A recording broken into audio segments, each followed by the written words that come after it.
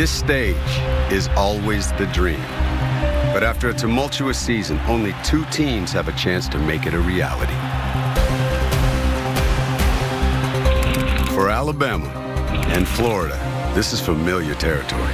Both know that winning the football championship at the SEC leaves a lasting legacy.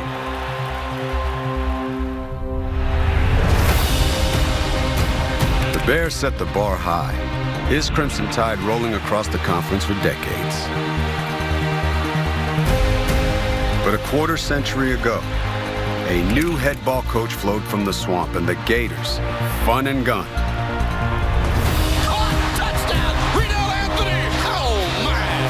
eventually stemmed the tide.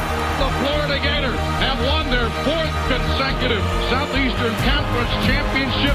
SEC dominance is rooted in the ebb and flow of this rivalry. Alabama wins! And mirrors the powerful personalities of the coaches in charge.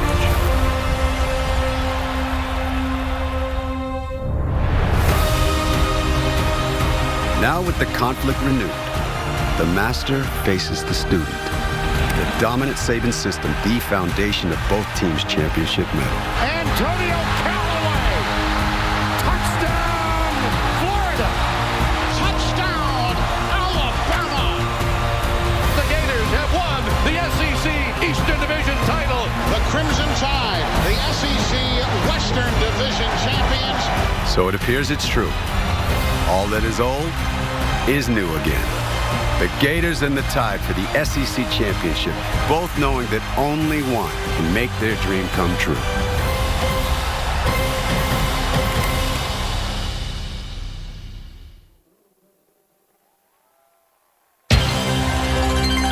We welcome all of you to the SEC championship on CBS, presented by Dr. Pepper. From Atlanta, it's the Florida Gators against the Alabama Crimson Tide.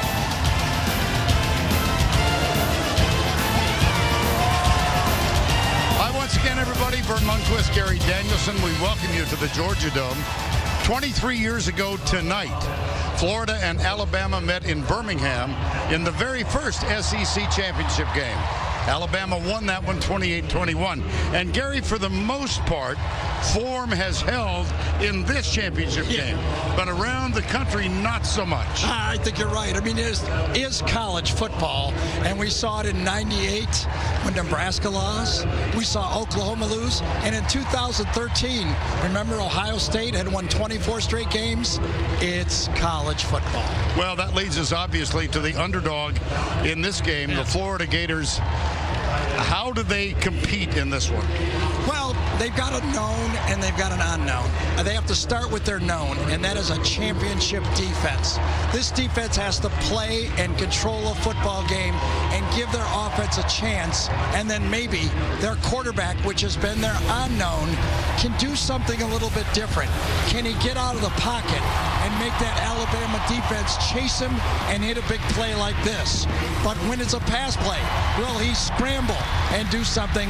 But I also think if Florida's going to be able to run the ball successfully, they're also going to have to design some runs for Treon Harris. I don't think they're going to be able to do it just from the tailback position. Well, it seems a long time ago now, but Alabama's one defeat came at home against Ole Miss. They have been on a tear since then. What's key for them today? Well, obviously they're the best team on the field in this game, and they can't let Alabama beat Alabama. They have been very good at protecting the football. If they allow themselves to get behind in this game, start turning the ball over, then Florida creeps into it. But they also got a guy that they can always hand the ball to, and he does not make a lot of mistakes. And when he's not making mistakes, he's making a lot of yards. And as the game goes on and on and on, he gets better and better and better. We really hasn't seen anything like this, the way one guy can make a team this good. This will be the 8th meeting in the championship game between Alabama and Florida. We'll be right back.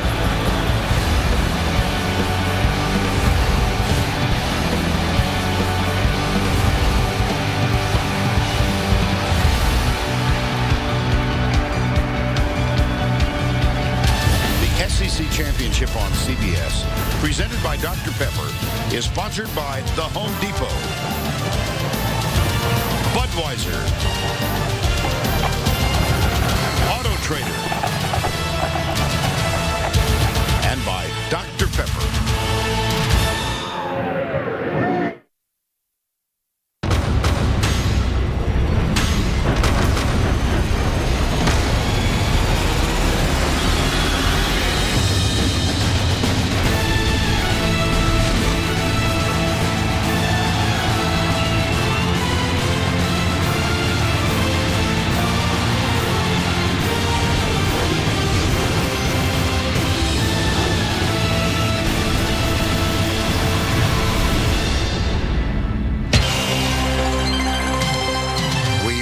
Back to the SEC Championship on CBS, presented by Dr. Pepper.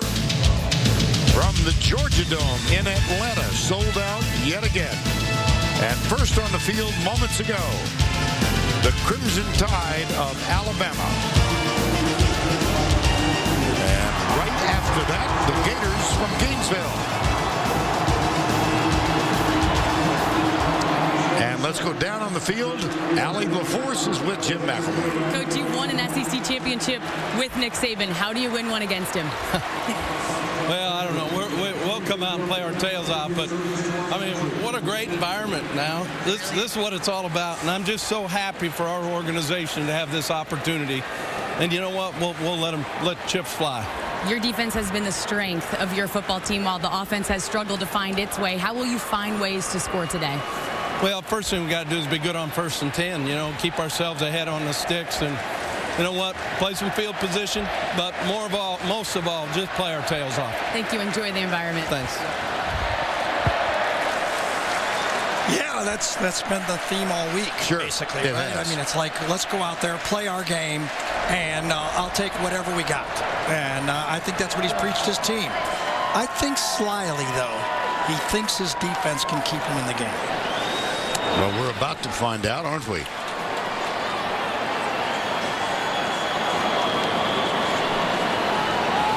And Allie made her way across the field, but I think Nick Saban's ready to coach.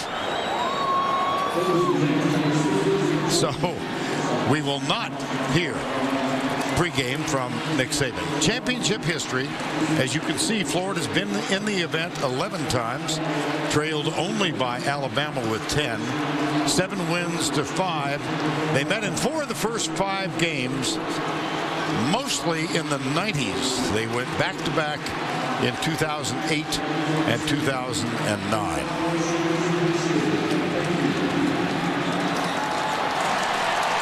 Vernon Hargraves is back to return the kickoff. Florida won the toss, and they elected to grab the ball and try and do something offensive. Well, it'll be the 12th time in 13 games that they start off on first with the ball. Only one time have they scored. 8 punts, 1 missed field goal, and 1 time they failed on downs. It's really not worked all that well. Adam Griffith will kick off for the Alabama Crimson Tide. This is Hargraves, All-American cornerback. That's a good one. And it will be Hargraves taking a knee, touchback. Referee today is Matt Austin. And our replay official, Ben Oldham. Treon Harris, Gary. Well, there's nobody else. He saved the season because he was the only other quarterback that could play. Now, he's not maybe the prettiest quarterback, and he struggled lately, but he is the Florida quarterback, and he has to just be an athlete. I just think he has to go out there and be an athlete tonight. Well, he replaces Will Greer, or he did replace, after Greer was suspended by the NCAA for 1 full season for use of PEDs. First down and 10. Kelvin Taylor is the running back. They toss it to Taylor. He gets a missed block at right tackle. And Marlon Humphrey is there to make sure he doesn't go very far. And there's the Chick-fil-A starting lineups about to appear on your screen. Sharp, Ivy Thurman, Kelvin Taylor, featured running back, and he had his best game statistically in the last game. It was a loss to Florida State. Ball is stripped by Reggie Ragland. Defensively. And this is as good a front seven as you will see. We chose Denzel Duvall. He was nicked, but he's really in the game. He's the only one we haven't mentioned in the starting lineup. Or as McElwain said, they're front 30. Third down 10. Harris out of the gun.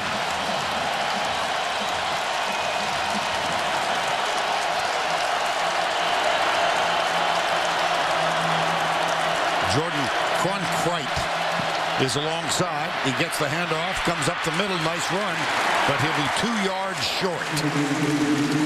Jonathan Allen, who leads Alabama in sacks with 9, makes the tackle, and it'll be 4th down. Well, that's the 70th 3-and-out for this Alabama team. They're second in the country to Clemson.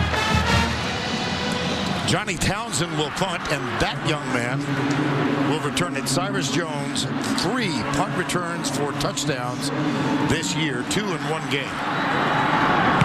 Here's Townsend. Beauty. Jones at the 12. And down at the 10. Demarcus Robinson suspended for the last game. Makes amends on special teams. That's a 60-yard punt and nothing on the return.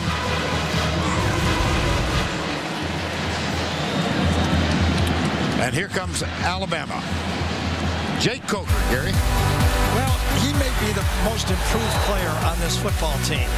From the beginning of the year till now, he's earned everything he's gotten, and now he's a legitimate threat. Started every game except the loss at home to Ole Miss. He was, let's phrase it gently, he was irritated. On the reverse, Ardarius. Oh, it's Kenyon Drake. Well, we didn't expect to see that. Holy cow. Drake with a broken arm 2 weeks ago. And Vern Calvin Ridley gets the block. Watch the block by Ridley. Right there in the middle of your screen. Ridley lays the guy out. Well, how about that? Derrick Henry, first carry. And there's a little extracurricular activity. You know, for Florida, with Kenyon Drake on that first play, the last time they played Alabama, the first play to Kenyon Drake went for a touchdown. So I think Florida's saying, all right, much better here. Remember that? Remember? I do.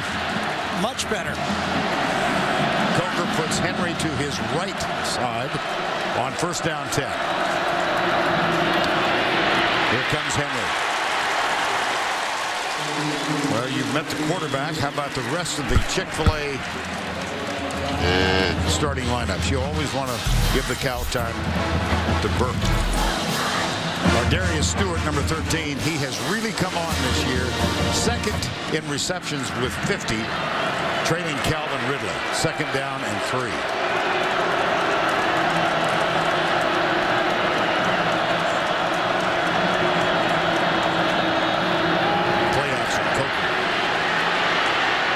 Got a man wide open. It's Calvin Ridley. And Hargraves wrestles him down.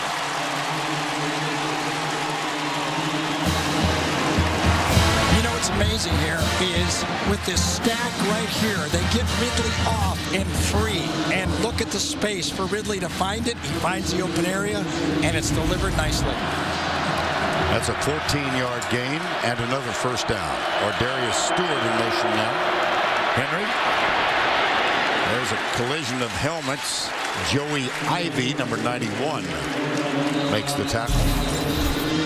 Cox, Brantley, Ivy, Bullard, and Morrison, really the heart, along with Hargraves, of this defense. And both Bullard and Morrison are nicked. Vern and Jalen Tabor, number 31, is down on the field. He is an important player for this football team. One of their matchup corners.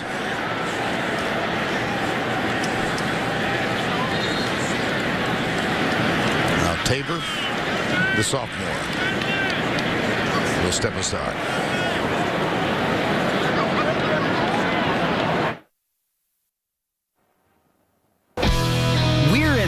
Georgia for the SEC Championship and a matchup between Florida and Alabama. It's a championship Saturday in the SEC. Can you hear our battle cry?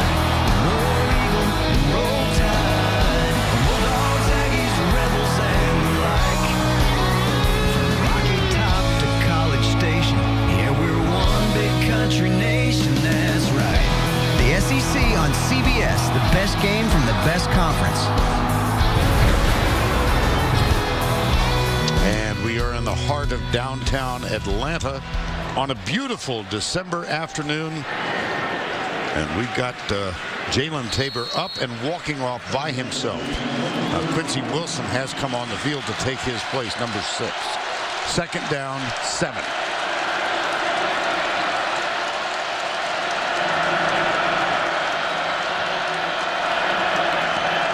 Derrick Henry in the backfield. He comes left.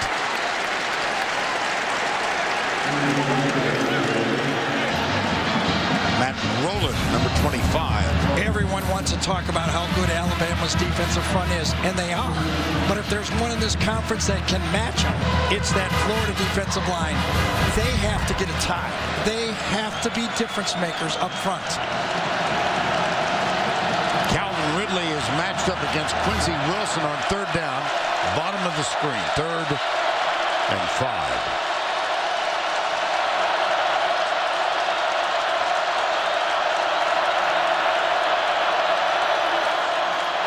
Coker, fumble, ball's loose.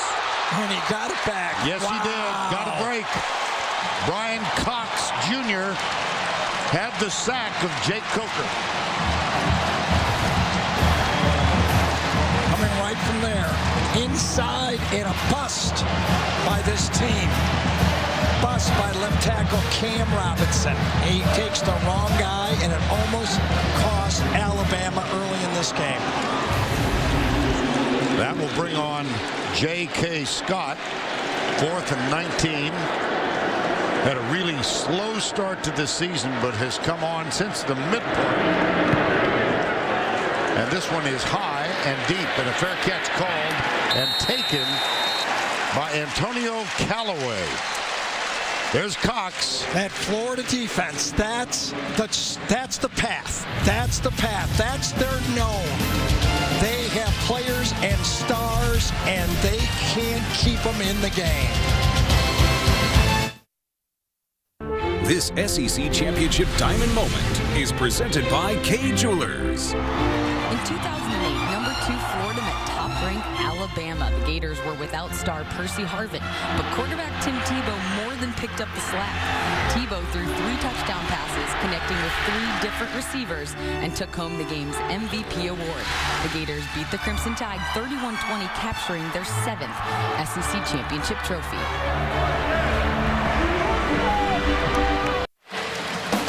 We are back in Atlanta tomorrow. The NFL on CBS. 4 games early. The lead, the Jets and the Giants. And then 2 games late. Denver at San Diego. It's regional action tomorrow. And it all begins with the NFL Today presented by Southwest Airlines. And to harken back to 20 minutes ago when we came on the air, and a thanks to Shimon Moore, one of the stars of CBS primetime programming, for his narration. That's Reuben Foster. Well, Florida is trying to find a way to run the ball and use their quarterback. Really, 383 rushes against Alabama this year, only 25 for more than 10 yards. It's hard to do it. Incomplete to Valdez Showers. Jim McElwain, go ahead. Excuse me, Ernie, you know the reason they want to run the quarterback is Tennessee had the most +10 runs. And with Josh Dobbs, they did that quarterback run. Can they do it? We'll see. Well, they've got a 3rd and 13 right now. Reggie Ragland peering across the line of scrimmage to see what Treon Harris can accomplish on this 3rd and 13.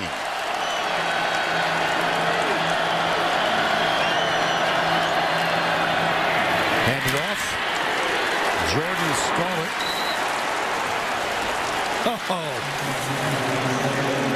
Fourth down. What did McElwain tell Allie? We can't lose on first down. And that's what they did. Lost on first down and got away from them. Jim McElwain, 4 years, the offensive coordinator for Nick Saban. He was hired off the Fresno State staff, and then after those 4 years, got the head job at Colorado State. They come after it and they block it, and it's not saved. It will be a safety. Keith Holcomb got it.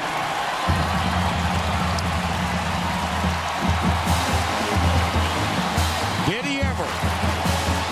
Boy, I'll tell you, on this turf, Alabama looks so much quicker than watching them on grass, and they just explode here, splits it, splits the blockers, and Holcomb gets his arm on it, and wow. Holcomb, a redshirt freshman.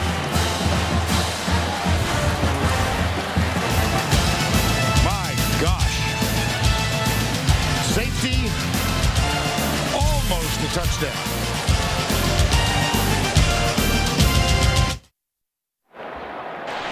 Tomorrow, our students being pressured into becoming confidential informants, a 60 minutes investigation, plus a primate closer in DNA to humans than any other on Earth. Tomorrow, only CBS.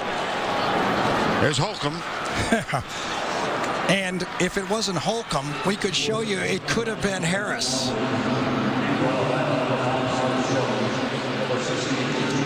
Not sure what Jim McElwain was addressing there. Florida only had 10 men on the field for the kickoff, or the safety kick. Right. And it will be Townsend. And it will be Cyrus Jones. At the 14. To the 38. Now it's time to take a look at our Home Depot tools for success. Well, let's show you the breakdown here. It came from one side. Holcomb, Scarborough, and Harris. All three of them, by the way, freshmen. They overloaded right from that side, a poor block, and either Holcomb or Damian Harris could have got it, and Scarborough almost saved it for a touchdown. Pretty effective. Yeah, that's breakdown up front. Yeah. One of them's got to be stopped. One of them has to be. First down 10, 2-0 Alabama. Kenyon Drake back on the field. Coker almost picked off by Hargraves, intended for Ridley. What a play by Calvin Ridley on that play. That's the second opportunity Florida's had for a turnover. This time Ridley comes back and breaks it up. A wonderful play by a player coming back. Great coverage. Listen, you hang the ball against Florida, their corners are going to get there. So second down and 10. Henry with 4 carries for 14 yards. He'll get another chance. Doesn't get anything. Yeah, Jared Davis that time got in the backfield and made the play. If you want to have fun, watch the inside linebackers for both teams. Antonio Morrison, Jared Davis, Reggie Ragland, and Reuben Foster. 4 outstanding inside linebackers. That's a loss of 2. And a third down and 12.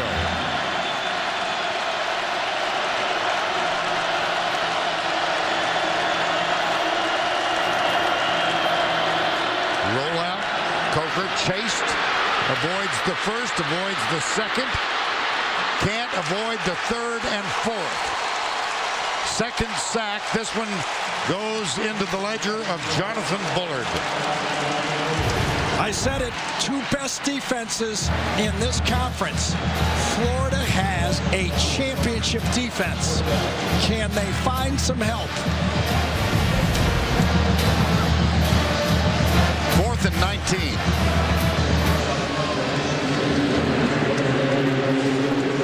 J.K. Scott on.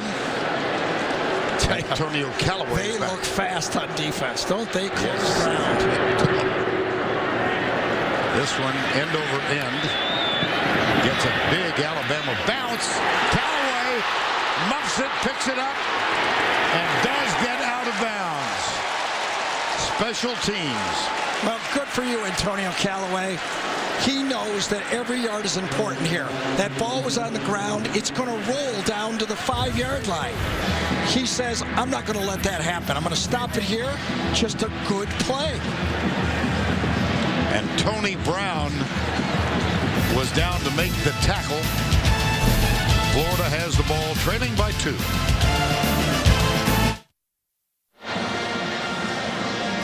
One year and 1 day ago, Jim McElwain, former Nick Saban assistant, was introduced as Florida's new head coach. He obviously is a guy that means a ton to me. And for him to take a chance on an unknown guy from out west to come run his offense. I hope the next time we see each other is probably in Atlanta, right? Around this time of year. He didn't believe that then. Well, they had a wonderful season. Yep. 2 losses.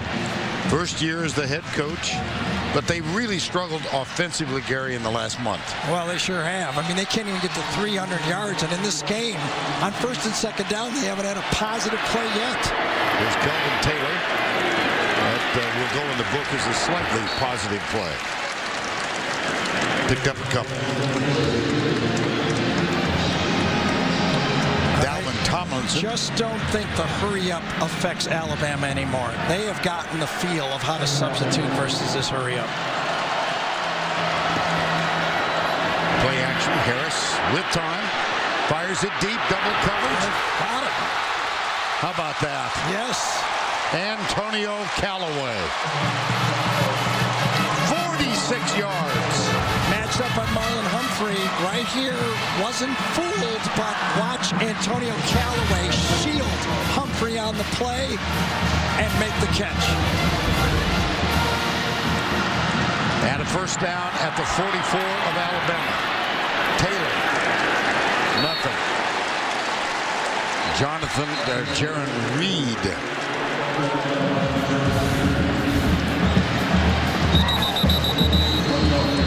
Alabama's defensive line. There's Reed.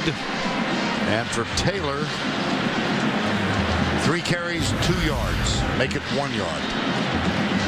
Martez Ivy is the injured player.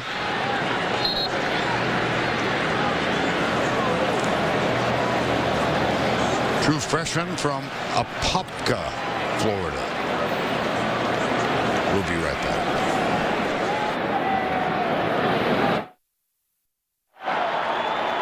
Martez Ivy on the Florida bench, seeming to indicate a right shoulder injury. 2nd down.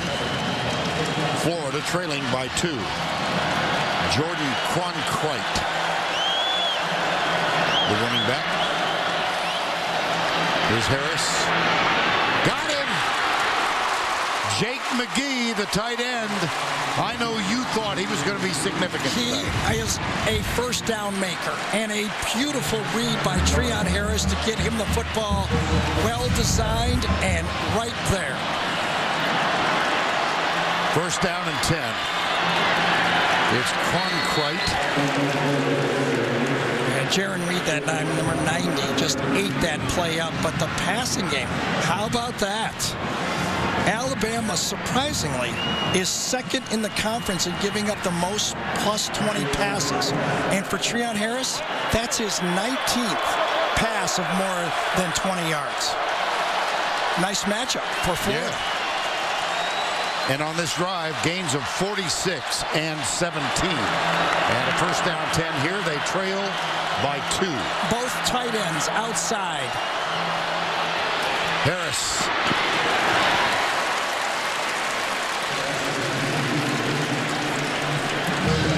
Well, we saw Martez Ivy going down with an injury.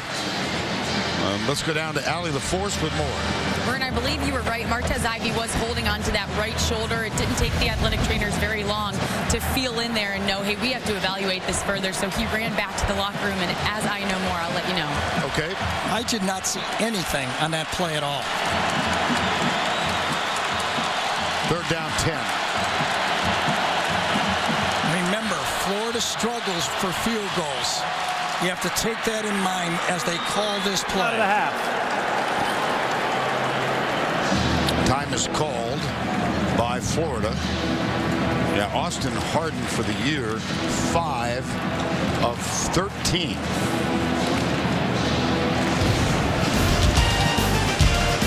Nothing in the Georgia Dome. The SEC Championship presented by Dr. Pepper. We are back in the Georgia Dome, 2-0 at the current time. Alabama leads it, and Alabama trying to become the first repeat champions since 1998. Tennessee, the last team to repeat in those 2 years, won a national championship under Philip Fulmer.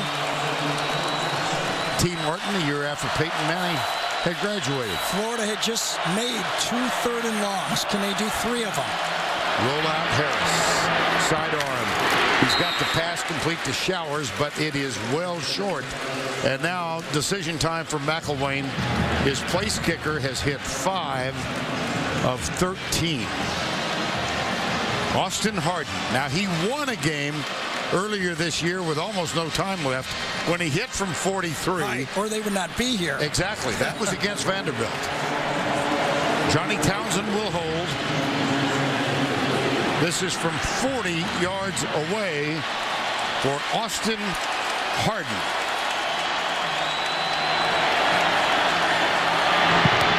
Blocked. Picked up. Cyrus Jones blocked it. DJ Petway gathered it in. Special teams.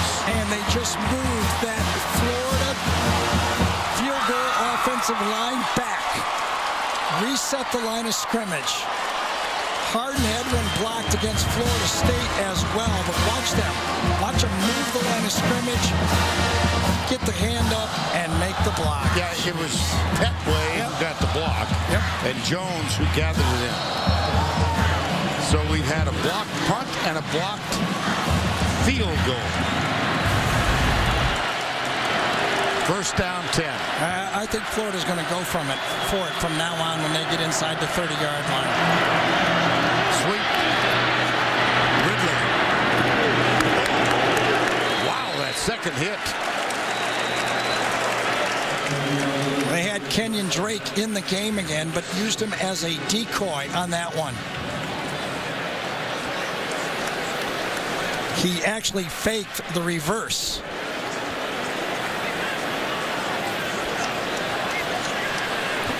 Flag on the play. Matt Austin is our referee.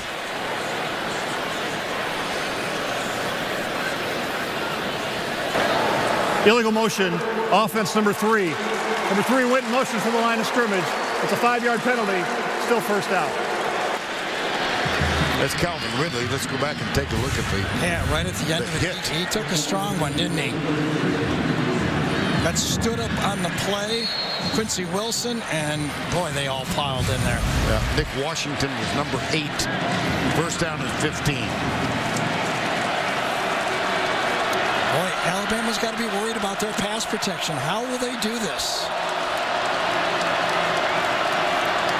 Drake looks for a block on the edge. Doesn't get it. Boy, did he get hit right at the end by Morrison that time, number 3. You know, when we were talking to Will Muschamp before the Auburn-Alabama game, I asked him, what player on Florida would you draft and bring here if you could? And he said, nothing against any of my guys, but I love Antonio Morrison, number 3. He plays with a fire inside of him. And as we said, with an injury that made him only possible for this game. This is Mulaney. Marcus May, number 20, makes the stop. Third down. 3:21 to go, first quarter. Safety on a blocked punt. And then no score for Florida on a blocked 40-yard field goal. This is where that Florida defensive line can make a difference. They have to feel good about themselves.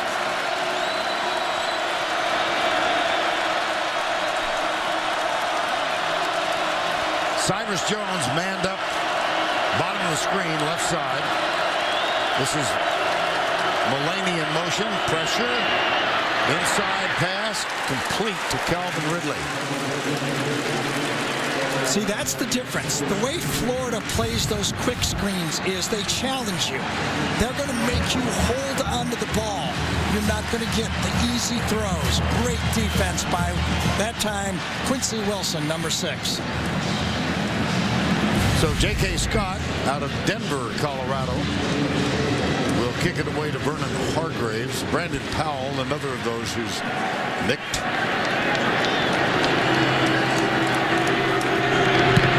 Scott, boomer. They'll let it bounce. It's dangerous. Yes, it is. That's exactly what I was talking about, is the time before when he caught it. He knew it could be down on the 2-yard line. So far, it's been a disaster for Florida on special teams. Whether they punt, recover a punt, return a punt, or on the field goal, and now on the long punt by Alabama, they get it down inside the 5-yard line. A great start for Alabama special teams. And it was down by number 3, Bradley Silve. Young man out of Louisiana. Another of those whose family was so affected by Katrina. Kelvin Taylor gets it in the end zone. And he gets a hard 3 yards out to the 5. Sure did. But you know, if you're Florida, you're saying, can we continue to survive? Our defense is giving them problems. Can we just not beat ourselves? As you see Ivy on the sidelines there, important player. They've already had to shuffle their line already. They got Trip Thurman at center. Cam Dillard's out. So this will be their 3rd guard at left guard. Now David Sharp has moved over to left tackle. Here's Taylor again. And it will be 3rd down as Dylan Lee, number 25, makes the stop. There's Lee, big interception earlier this season. Yep, that LSU game, he was basically the star of the defense that night. Intercepted LSU on the first play of the second half. Interesting call. Well, they let Treon Harris throw the ball here. He's been successful. 3 of 6 for 68 yards, a long of 46. That's McGee, the tight end. Here's Harris from the goal line, under some pressure. Flings it out. Ouch. Antonio Callaway, the it was well covered by Alabama, and in these type of situations, I think they were trying to get the ball here in the flat, and it was handled very well by the Alabama defense. And once that happened, when Geno Mateus Smith handled the short throw, there was really nowhere to go with the ball. So familiar position now for Florida. Last time they were in this spot, the punt was blocked. This time the return is on all the way. Cyrus Jones at the 43. To the 42. Next Saturday, another big-time matchup of NCAA hoops as the Ohio State Buckeyes and the UConn Huskies clash in an early season showdown right here on CBS Sports. Fun to see old buddy Bill Raftery You working got today. it. You know, this is where Lane Kiffin loves the play-action pass, though. Can he match up Ridley on the 2 very aggressive safeties for Florida? May and Neal love to get their nose inside and make tackles. Ridley, top of the screen. Now in motion. And they give it to Derrick Henry. Slight cutback and a quick 7-yard gain, perhaps 8. Jonathan Bullard made the tackle. They also, when things aren't going great, like to give it to number 2, don't they? Why would not not? a bad plan. Well, they gave it to him 46 yards in the article. 46 times he got it.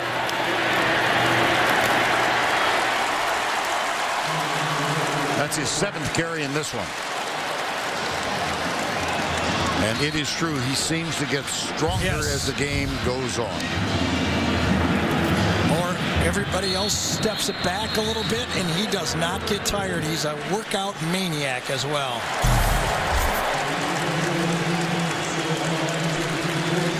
Seven carries, 24 yards for Henry. That is the end of the first quarter. Alabama leads. We'll return to Atlanta after this message. And a word from your local station.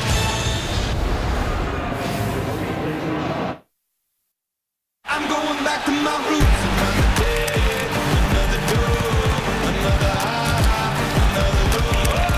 Rock bottom, rock bottom, rock bottom. I'm going back to my roots. Another day, another back in the Georgia Dome. The SEC Championship on CBS, presented by Dr. Pepper. We began the second quarter. Vern Lundquist, Gary Danielson, Ali LaForce, and Alabama with Jake Coker at quarterback. First down 10 at the 30. Kenyon Drake in motion. Give it to Henry up the middle. He's met. Ball's out. Yes, it was. How about that?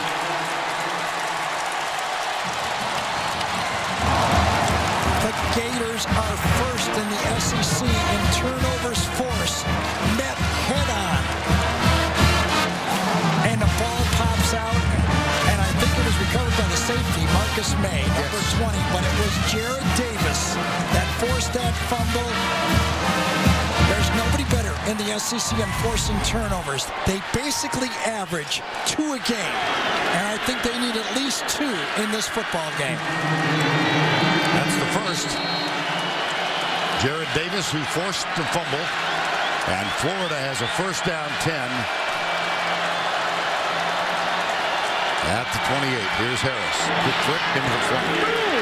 Caught by DeAndre Goolsby, the tight end, up the near side. Well, special teams really is the story of the first quarter. It was, but I think the biggest story also is the corners for Florida. All 3 of them, Tabor, Wilson, and Hargraves, has allowed this Florida defense to be very aggressive. It's something that Alabama hasn't seen all year, somebody that challenges their offense. It's got them a little off balance. They're taking away the short throws. Now they have the ball. Harris back. Looking deep, firing deep, overthrowing everybody. Antonio Callaway was well defended by Gino Matias-Smith.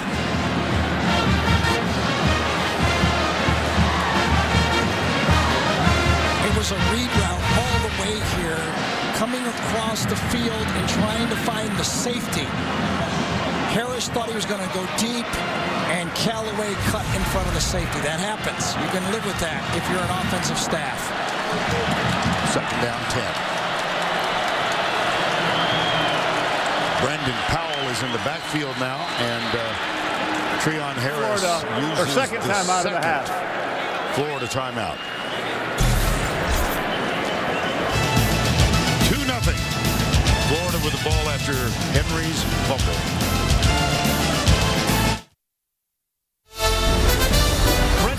New York with his Heisman Watch presented by Nissan. Keenan Reynolds not in action this week. You can see him right here on CBS in next week's Army-Navy game. There's talk that if he's one of the finalists, he'll take a helicopter to New York after the game. Deshaun Watson leads #1 Clemson into the ACC title game tonight against North Carolina. Same for Christian McCaffrey as Stanford takes on USC in the Pac-12 title game. Back down to Atlanta, guys. Thank you, Brent. And here, Derrick Henry, presumptive favorite, just fumbled the ball. Never over till it's over. A lot of good ones. If I had a vote, yes, I would have Keenan Reynolds on my vote, somewhere on my ballot. If I like him number 1, fine. But I would at least put him number 3. He's done everything in his 4 years. Stats, wins, and he's been a first-class man. And we get to see him next week in Philadelphia. 2nd down and 10. Harris rolls back under pressure, nailed. Wow. That is your basic gang tackle. Jonathan Allen, Jaron Reed. I don't know who's going to get credit for this one. And someone is injured. Yeah, it's Alshon Jeffrey Robinson. Robinson, yeah. Yes. Oh, boy. Yeah, that was a 3-man sack. Yeah, he got his left arm pinned in there, and he's grabbing his forearm, his left forearm. That was almost like the block punt, wasn't it, right there?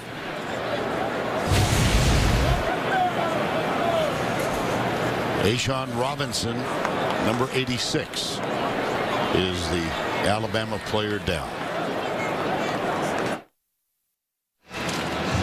We are back in Atlanta, and I'm going to read this promo with enthusiasm. Perfectly. Yes. Spoiler alert. The event you've been waiting for. Sheldon and Amy finally get back together. Gosh. Don't miss it on new Big Bang Theory. Thursday at 7, 8 Central. Only CBS. And the other breaking news is Alshon Robinson looks like he's okay. We don't know for sure. I don't think Allie's allowed in that tent. No. So she'll get a report as soon as possible. It's 3rd down and 20 after that sack that will be shared in some measure by 3 guys, or should be.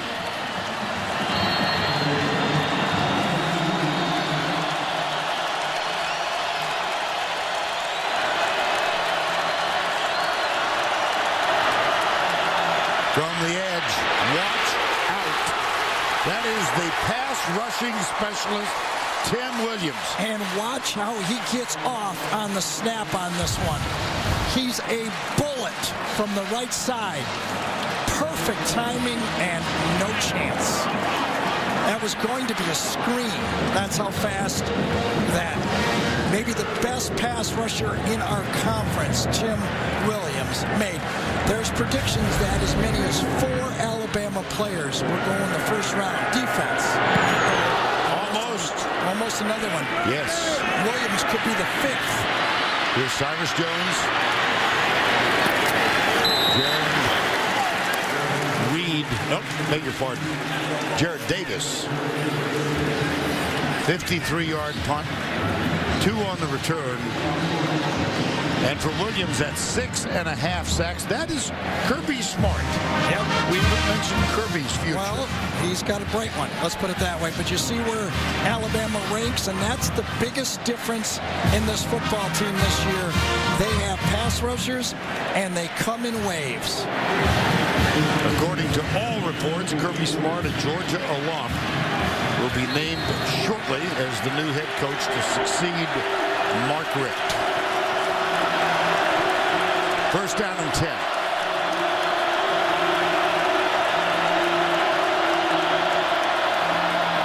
Play action. Coker out to Kenyon. Drops it. And that's that protection he's wearing on his right hand. A week ago, he tried it, and they wouldn't let him get in the game. This week, he gets in the game. He had the first carry of the football game, but he still is favoring that right arm. 2nd down, 10.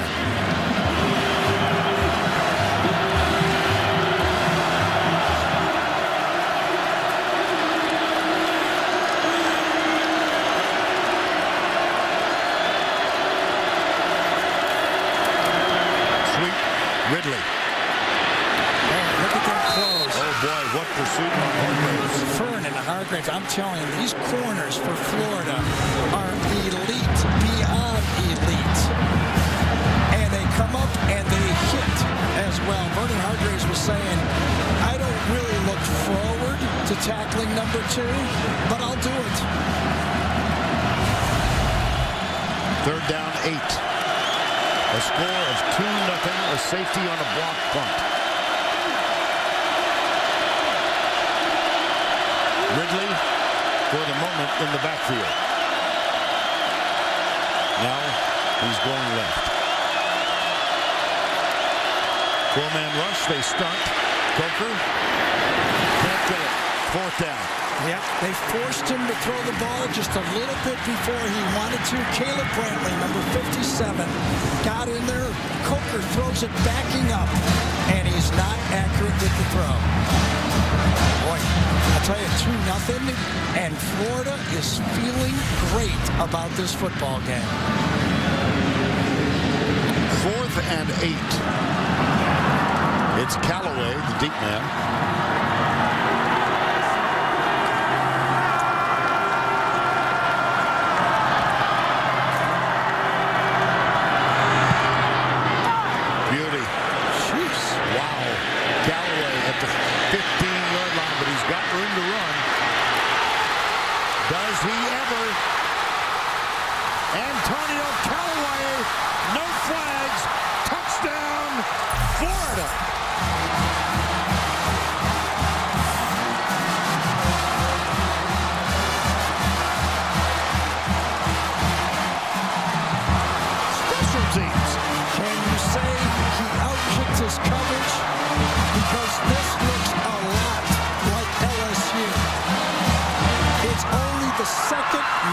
Offensive touchdown Alabama's given up this year.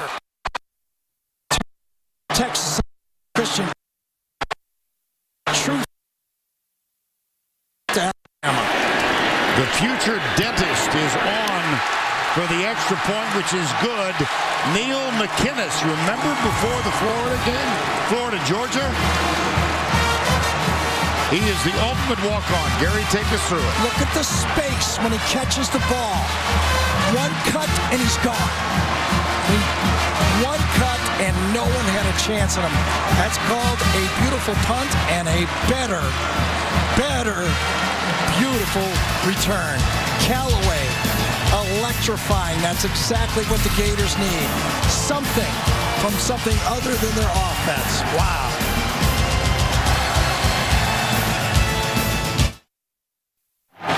Antonio Callaway, 85 yards with the punt return. How about that turnaround on special teams? The longest punt return touchdown in SEC championship history. One punt return can erase 3 blemishes on special teams.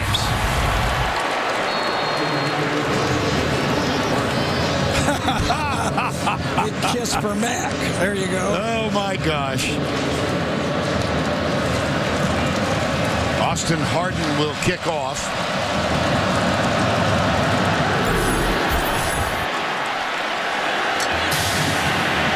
Take a knee. Kenyon Drake. Well, coming up at halftime, the Dr. Pepper tuition giveaway. This will be the 8th consecutive year this competition has been held. It's always, it seems, emotional. And a $100,000 scholarship made available to the winner. That's coming up at the half. And a player down. Anthony Harrell.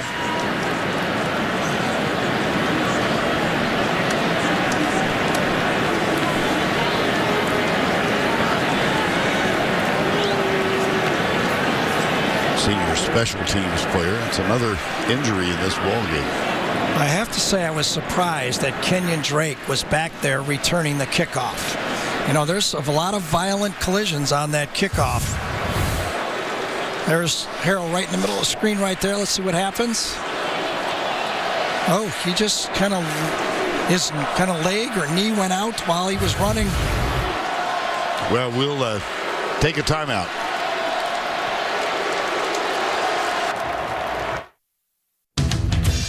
Brent Stover in New York coming up on the Geico Halftime Report. I'll get you caught up on the other conference championship games today. And Adam, Rick, and BJ will have first half analysis and tell you about the latest hires. Now back to Florida and Alabama. All right, thank you. Good look at the Georgia Dome. That is 23 years old. I guess it's outlived its use. Yeah, we need a new one. Yeah, need a new one, and it's next door. And now what does Alabama do? Do they try to pound Derrick Henry? Remember, he fumbled. The last pass, Jake Coker's backing up. Interesting.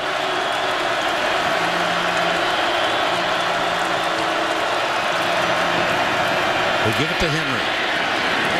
Tough Florida defense. Joey Ivy, number 91, with this tackle. Well, the word is that Henry gets stronger as the game goes on. And last week we saw it. In fact, he had to because he carried the ball on the last 14 plays for Alabama. This afternoon, 9 carries, 29 yards. Here's Coker. Fumble. I think he's going to call him down. Down? Yep. Okay. Yep. Knee down. Ruling on the field as the quarterback was down by contact. First down. His elbow hit the ground. I don't think there was any contact. I just think his contact with the ground. I got it. Yeah. On first down after a 17-yard gain, a little bit of a mishap. Yes, there was. That was another read play. Same play again. And you see Coker looking at Jake Coker looking at Derrick Henry going, listen, if we're going to do this, we got to get it right. I've already fumbled once. See him reading, see his eyes. Jeez. Yeah. That was close. 2nd and 8. They'll go left side. Wow, resisted again. That Florida front is challenged in an Alabama offensive line. An offensive line that everybody for the Crimson Tide said has improved. But this group they're playing against is a real challenge.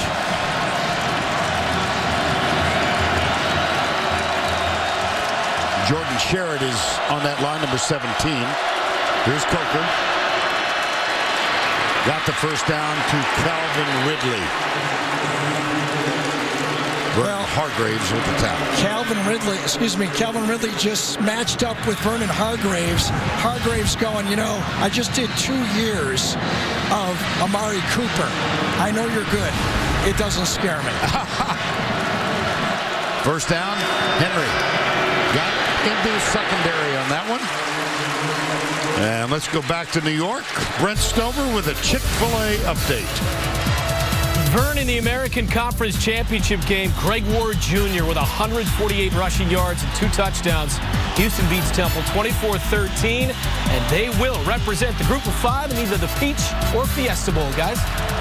Alabama's in an illegal formation right now. They have too many men in the backfield.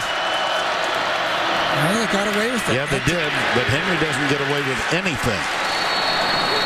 Caleb Brantley was the first man there. I thought Ridley was in the backfield on this play. Look at it at the bottom.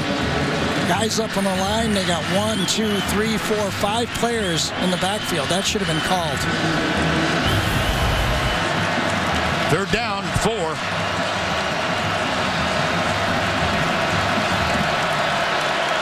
Coker is 6 for 9. And Derrick Henry has moved into the number 2 spot all time in the SEC. Up the middle he goes. Great job by Jared Davis of hanging on, but he did get the first down.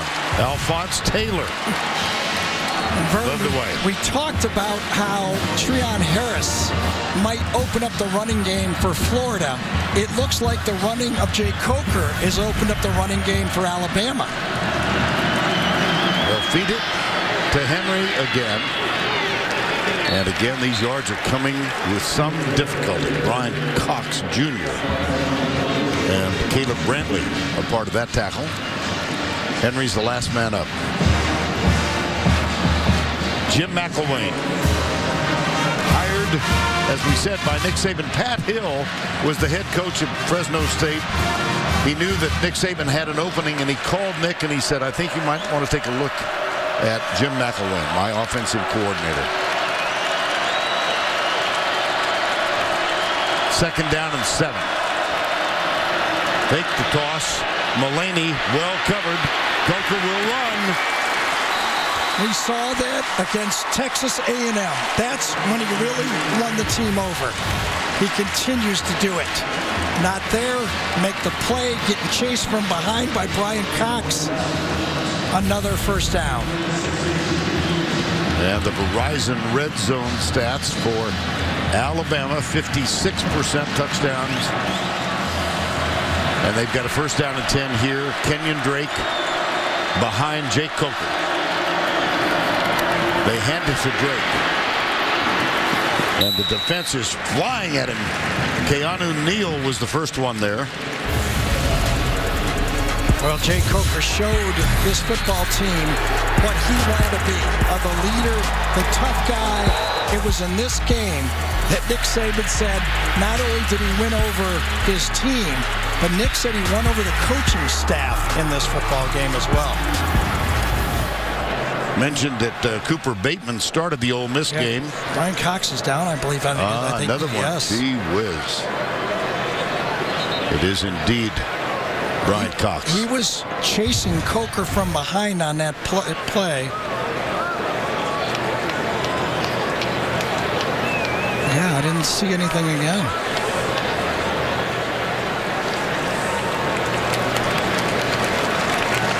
Time called. Brian Cox is up.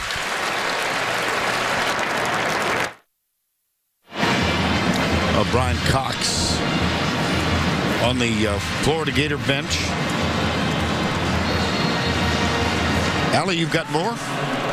Yes, I do. Cox has been, his right hip has been bothering him the entire game. He was going through a series of stretches in the first quarter, but thought he could play through it, although every time he tried to run, it looked uncomfortable. Now it finally became too much, and they're walking him slowly back towards the locker room. Thank you, Allie. Damian Harris is in the backfield now. No, Kenyon Drake, I beg your pardon. Coker. Look at that closing. Jared Davis got a little speed.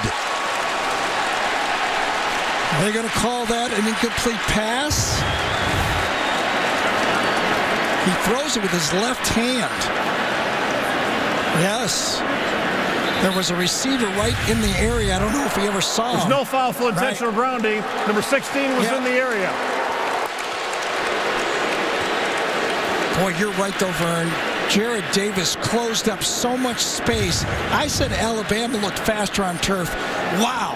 Watch Florida play on turf. And Mullaney was just close enough to get that call. Now, we do know he was intentionally grounding the ball to save the yardage. You think? But if you can do it towards someone, get away with it. Follow the rules. Yep. Derrick Henry's back in on 3rd and 9. We'll see how many Florida brings. They bring 5. Left side. Ardarius Stewart backs up.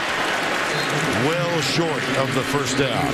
Oh, there was a great read on the defensive line that time. I think it was Brian, number 93, that made a read, smelled the screen, and backed right up into it. Or was it Sharit, number 17? 17 Sharit it was. That was a great read by Jordan Sharit, and that allowed that kind of cluster to get there, and a good stop. Another stop by this Florida defense. 28-yard field goal attempt. You saw the graphic, 5 for 5 last week for Adam Griffith. He's perfect on this kick. And our score is 7-5. But Vern, that's what Auburn did to stay in the football game. Forced field goals and got it into the 3rd and 4th quarter.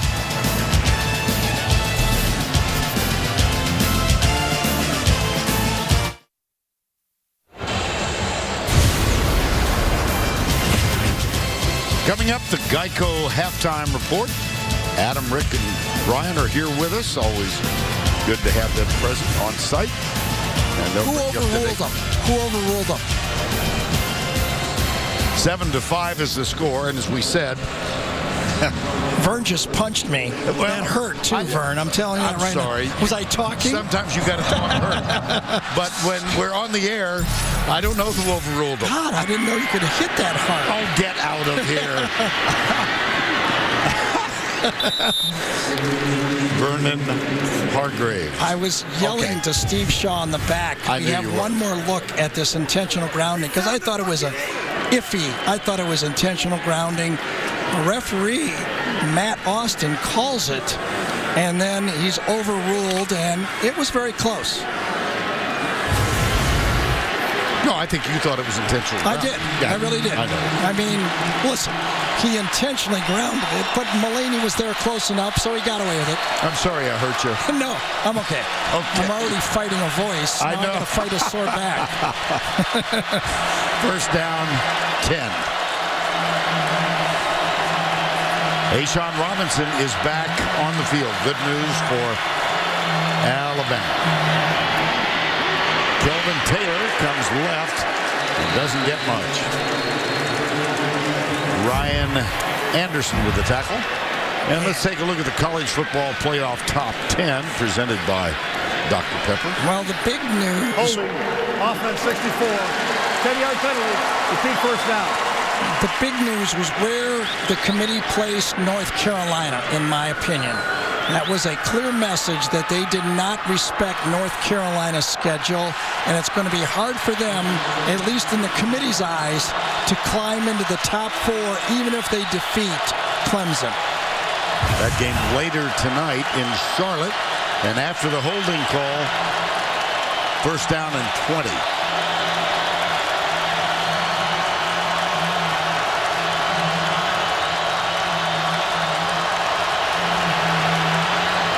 Here's Harris into the flat to Jake McGee. Breaks 2 tackles. Wow. My goodness. I did not think Jake McGee had the athletic skills to fake out 2 quick Alabama defensive backs. Watch McGee. 2 of them. And another one. 3 players, and Ragland never misses. Nope. Great play by Jake McGee. So he gets 9 of the 10 back. Well, 8. Second down, 12. Jordan Cronkrite.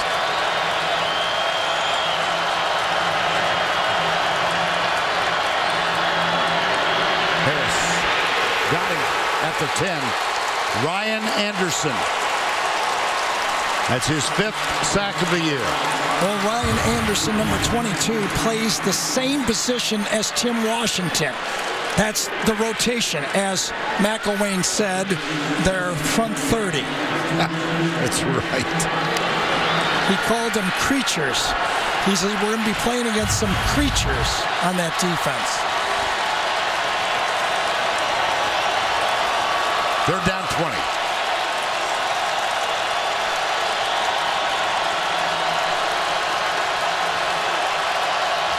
Four-man rush. Ragland coming. Harris running. And it will be 4th down.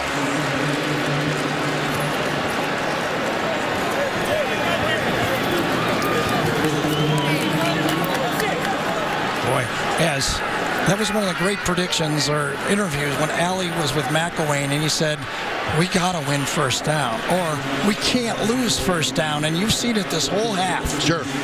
Anytime they get behind the sticks, they look like they have 0 chance. Well, Johnny Townsend is on the punt. He's had 1 block. That was for a safety back in the first quarter. Cyrus Jones awaits the kick at the 37-yard line. Return is on all the way nice and high. But Jones will have a chance to return. Cuts upfield. Out of the tackle. And hauled down from behind at the 42-yard line by Jalen Tabor.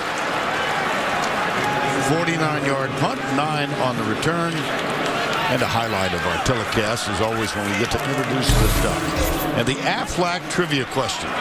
How many SEC championship game MVPs went on to win the Heisman Trophy in the same season. I'm underlining same, giving you a hint, Yeah, right? okay. Same season. First down 10. Alabama has all 3 timeouts left. 3:28 to go before the break, and they trail. And the ball in the second half. Yes, that's right. Coker going deep for Ridley, and he's open. He has to wait on the ball. Wow, what a catch. And he made the catch.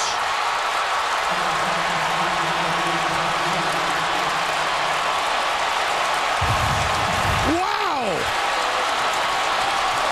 Undercut by May, coverage by Hargraves, and Ridley comes up with it. Jake Coker didn't throw it far enough, but he sure threw it straight enough. Derrick Henry, he's got 22 touchdowns on the year, and he gets nada on that one. He was wide open, first down plays. Lane Kiffin, I called it the one before that he would go for it, but on this one he had him wide open, but the throw was late, and what concentration by the freshman Ridley, this year's version of their star receiver. Yep. It went from Julio Jones to Amari Cooper to Calvin Ridley. Well, he came into the game with 67 catches. He's got 4 in this ball game.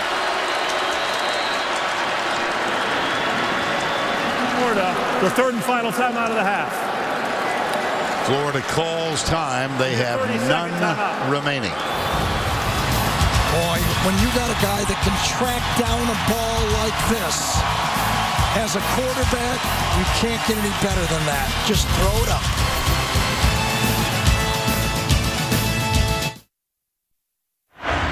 Part of the beautiful skyline of Midtown Atlanta.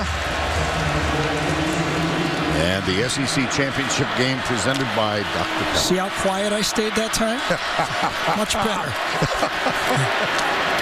Up the middle she goes. Touchdown, Derrick Henry. Boy, he bowled his way in there that time. And congratulates Calvin Ridley. Watch him bowl this ball right through Marcus May into the end zone. What a run.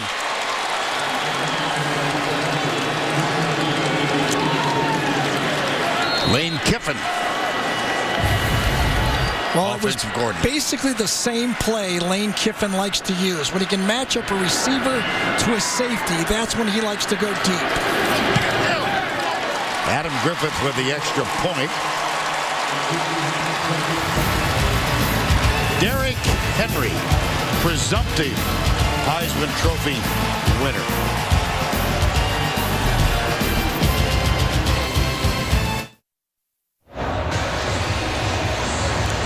Alabama bench, Jake Coker getting congratulations. Derrick Henry with the touchdown from Yulee, Florida. Single season rushing leaders. Tim Tebow is in the house. Trey Mason. Yep. Ties Tebow for most touchdowns. How about that? And Trey Mason right there.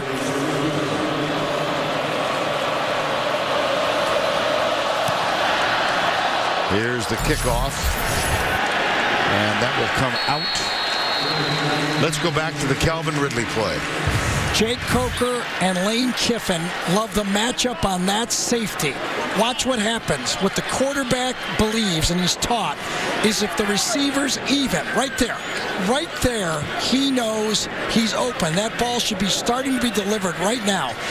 If you're even, you're open. He's about a half second late, and that's why Florida almost made up the ground and saved it. This is a big first down series for Florida right here. No timeouts remaining. Yes, but Alabama has all 3. They could get the ball back again.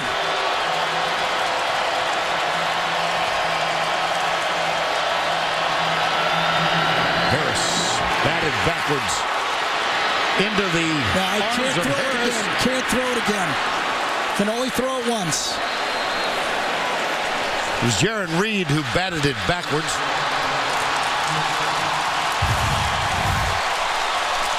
One chance. It bounces, and now he can only be a runner. Well, there is a huddle among the officials. Well, I think the huddle is going to be with Nick Saban, whether he wants to accept it. Illegal forward pass, offense number 30. Quarterback threw a second forward pass during the down. It's a 5-yard penalty from the spot of the foul. Lost it down, second down.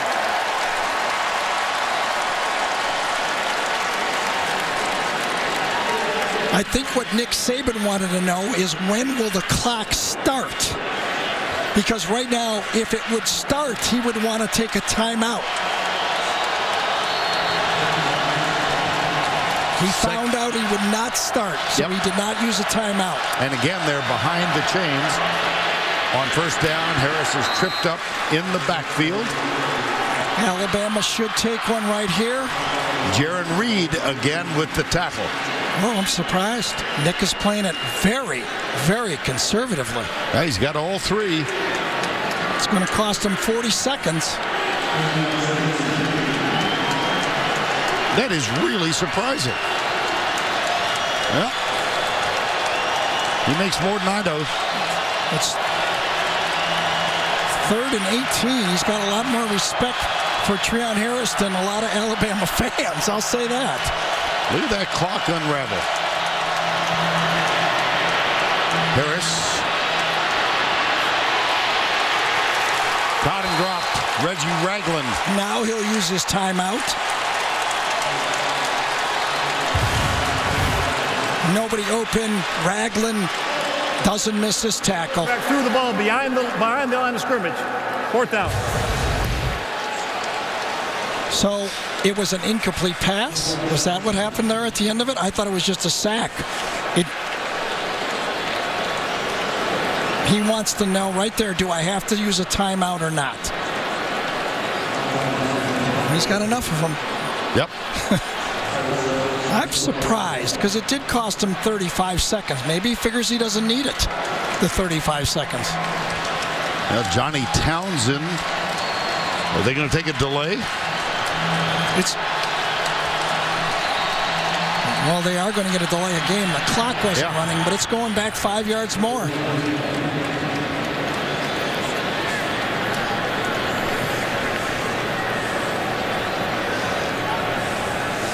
Remember, we set it up with about 2:30 to go. Alabama with the ball, plus getting the ball in the second half. They We set the quickly. play clock to 25 seconds. It'll start on the ready for play. There is no foul. They score quickly enough where with their timeouts, they had control of this first half and were able to organize and get the ball back. And now with 3 timeouts. I would rather have 2 and an extra 35 seconds, but that's just me.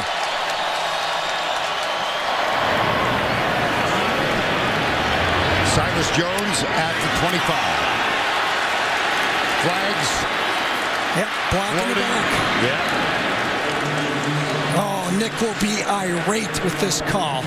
Tony Brown, number 7. He'll be irate with Tony Brown, number 7. It was an unnecessary block, and he puts his team in tough. Yep, that's who he was. He wasn't going after the officials. He was going after Brown. Yep. During the return, illegal block in the back, receiving team number 7. 10-yard penalty from the spot of the foul, first down. Yeah, that's a scoring opportunity. Watch Tony Brown. Scoring opportunity taken away with that block in the back. That is about as... Yes. That's obvious. Yes. And silly. And Nick knows now they take a scoring position and put it backed up. And I don't know how good he feels about considering the sacks and the skill for Alabama's secondary, what he wants to throw the ball backed up where he is now. Did I say Alabama's secondary? The skill for Florida's secondary is what I was referring to. Well, Ridley is going to break the huddle and come way wide right. Mulaney's in the slot, or Darius Stewart. When McElwain was the coordinator, I could call the screen pass. I would knew it was coming. What about Kiffin? How about handing it off to Derrick Henry and getting nothing out of it? And let's answer the Aflac trivia question, which was how many SEC championship game MVPs? There were 2. You got them both I did. yesterday. Yeah, I'm starting to scare myself. Yeah. Danny Werfel under Steve Spurrier. Cam Newton in 2010 put together one of the more extraordinary seasons in college football. You know what's an interesting stat about this game that I read also is this will be the 20th consecutive year that a new starting quarterback will be the winning quarterback in the SEC championship.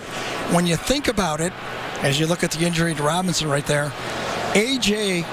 McCarron was back-to-back national champions, but he was not back-to-back SEC champions. Remember 2011. Right. There's Coker. And let's see if we can determine what happened to Cam Robinson. In the last minute, it is subject to a 10-second subtraction. Florida has accepted the 10-second runoff. Alabama has decided not to take a timeout to save it. Please set the game clock at 40 seconds, and the game clock will start on the ready for play. It was a great punt by Florida. It was well covered, but the penalty changed the whole strategy at the end of the half. This is a big win for Florida. Getting out the half, the score the way it is, I think they got to take this and be happy. 5 points down, considering they had a punt blocked, I think they're thrilled.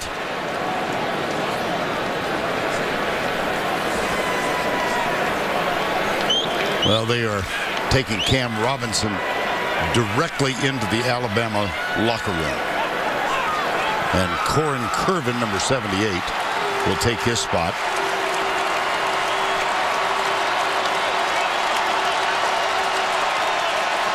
Well, I wonder if Alabama just won't take a knee. I think they're going to shut it down. Yeah.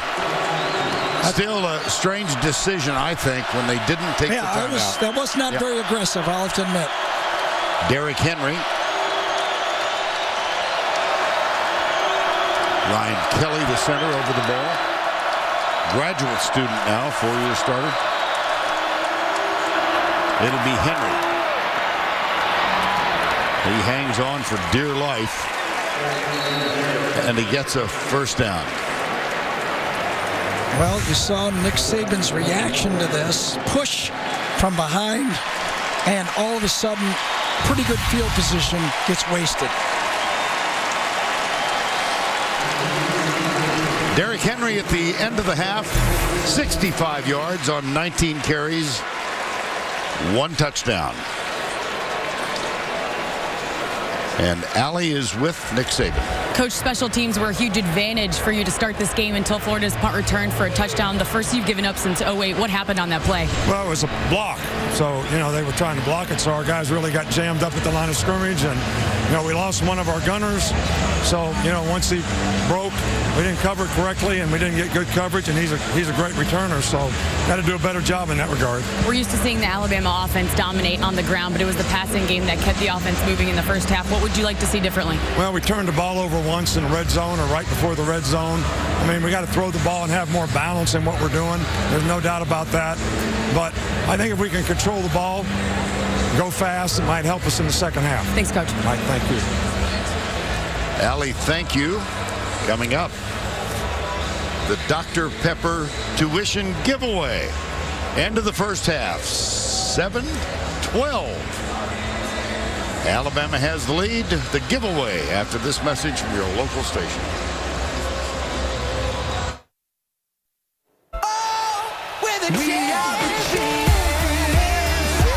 Antonio Callaway, touchdown, Florida. Coker going deep for Ridley, and he's open. And he made the catch. Wow!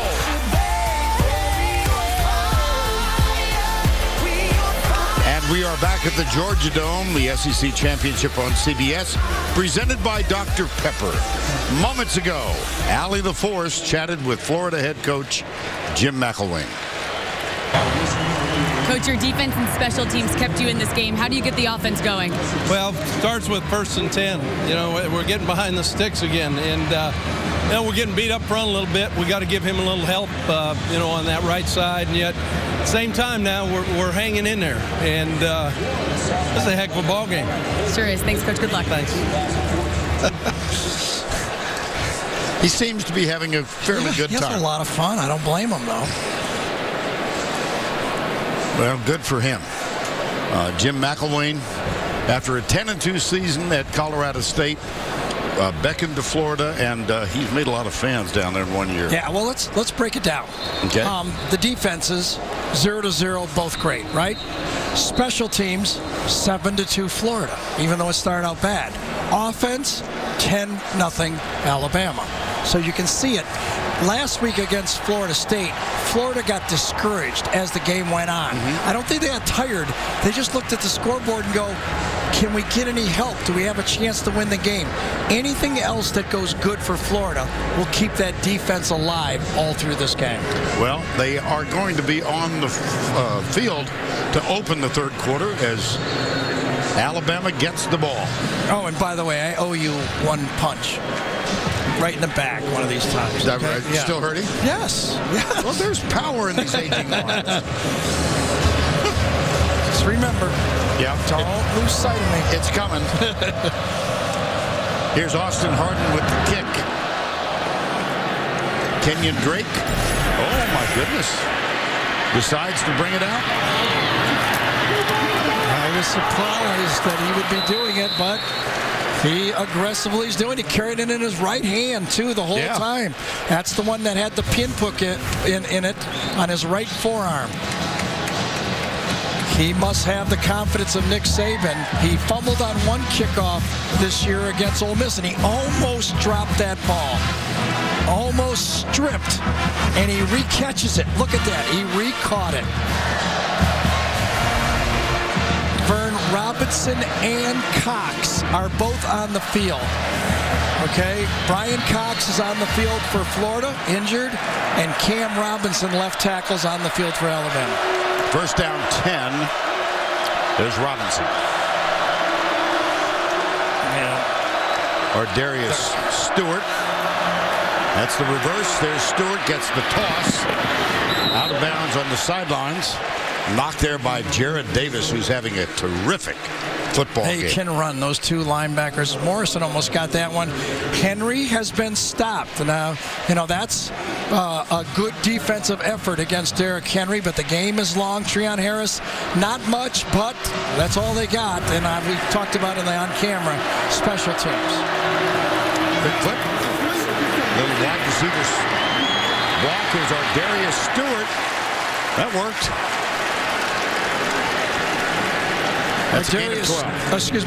Darius Stewart started the year nicked.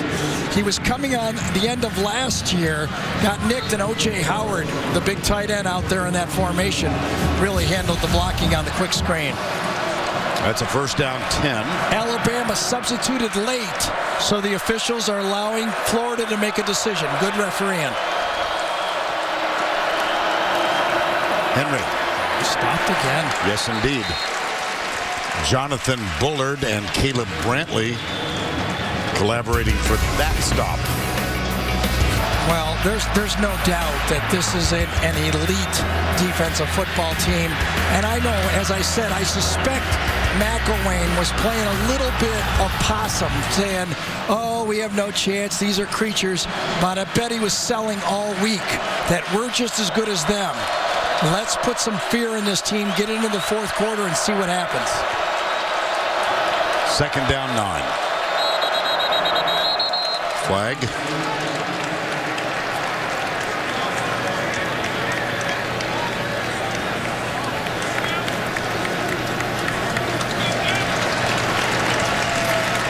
False start, Alabama.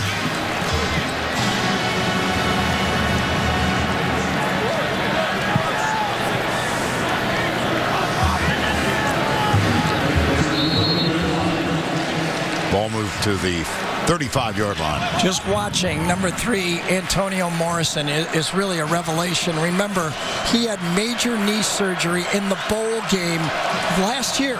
Just, less than, a year, and he's back playing at this level. Amazing. Coker will keep it. And he gets 4 of the 5 back. Jalen Tabor. Aerial coverage provided by Goodyear. Isn't that some scene? For 60 years, Goodyear has provided aerial coverage of college football's greatest traditions and biggest rivalries.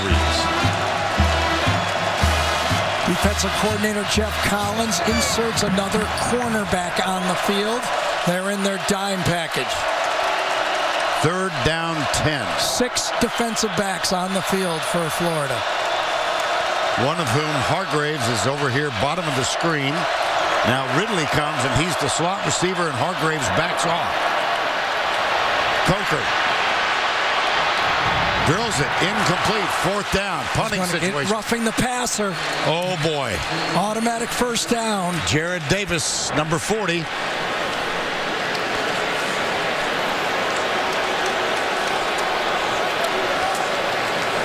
Personal foul, roughing the passer, 40 of the defense. 15-yard penalty, automatic 1st down. Well, Jake Coker's so big, and he extends plays. And Jared, oh, geez, that was an obvious one right there. I was going to give a little bit of the doubt to Jared Davis, but no. He knew it as soon as he turned around. He was looking for the flag, and he knew it was coming. And that's a big, because remember, that was going to be a punt. That's almost the equivalent of a turnover for Florida right there. That would have been Florida's football. And the march off gives Alabama possession at the 46-yard line. And think about it. Not only is it a turnover, basically, Florida gets the ball back when they had to give it away. 14 has to go out for 1 play due to injury since the training staff came onto the field. Well, that's interesting.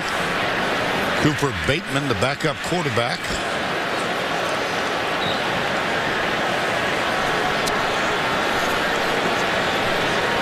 And Nick wants to argue with that call.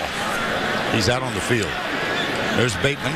If they take a timeout, they could save it. Or will they go with Bateman? I mean, he started him against Ole Miss. Why not? Should be able to go 1 play. Well, the training staff is out on the Florida side. I was just informed by head of officials Steve Shaw that you cannot save your any player from an injury. He's out 1 play no matter what.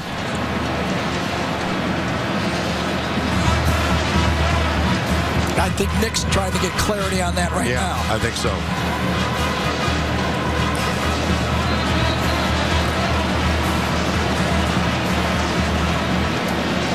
So here is Cooper Bateman. Started the Ole Miss game for the season, and I don't expect he's going to throw here, but he might. 73%, 291 yards, 1 touchdown, and 2 interceptions. Derrick Henry is behind him. 1st down 10. Henry.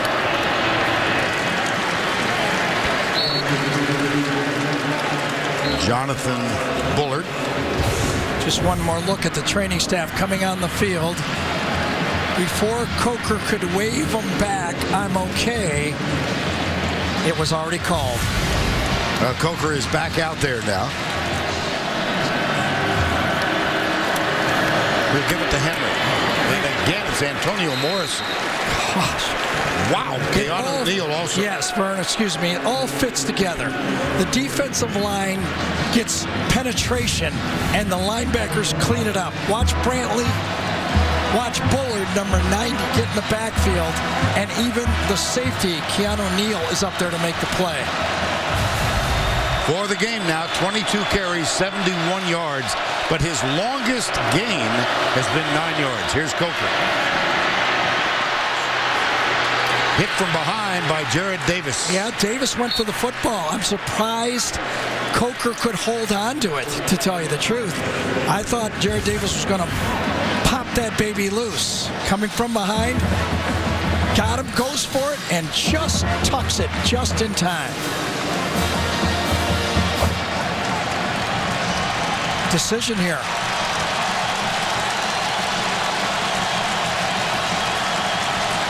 Mulaney out. They bring basically in another tackle. Brandon Green, number 89, is in the game. 4th and 2. Play action. Into the flat. Caught. sidelines. First down, Alabama. Well, we talked about Nick Saban not being aggressive enough with his timeouts, but this was an aggressive decision. 4th and 2. It's called a sneak play, bootleg, sneak the receiver across. Kind of an MO play. That's a trademark of a Lane Kiffin offense, and he got it out there. Gave it 16, a first down 10. This is Ridley in motion. They give it to Henry. Oh, the yards are tough. They sure are. Remember, number 25. Vern, even though that Delvin Cook rushed for 183 yards against this defense for Florida, 112 of them were with 8 minutes or less left in the game. So at the 8-minute mark in the 4th quarter, he got 112 yards. Basically, Florida stopped Delvin Cook that whole game, just like they're doing to Henry. Here's Henry at the middle to the 15-yard line. It's Matt Rowland, number 25, first man there, and there is the familiar figure of Morrison. We've done, 7 of the last 9 Alabama games? The only guy that's done more is Eli Gold. We've seen so many games. We're always used to having Derrick Henry pop a play. It has not happened. Exactly. Kenyon Drake in the football game for Henry. 11th play of the drive. The big play was the roughing the quarterback call. 3rd down 3.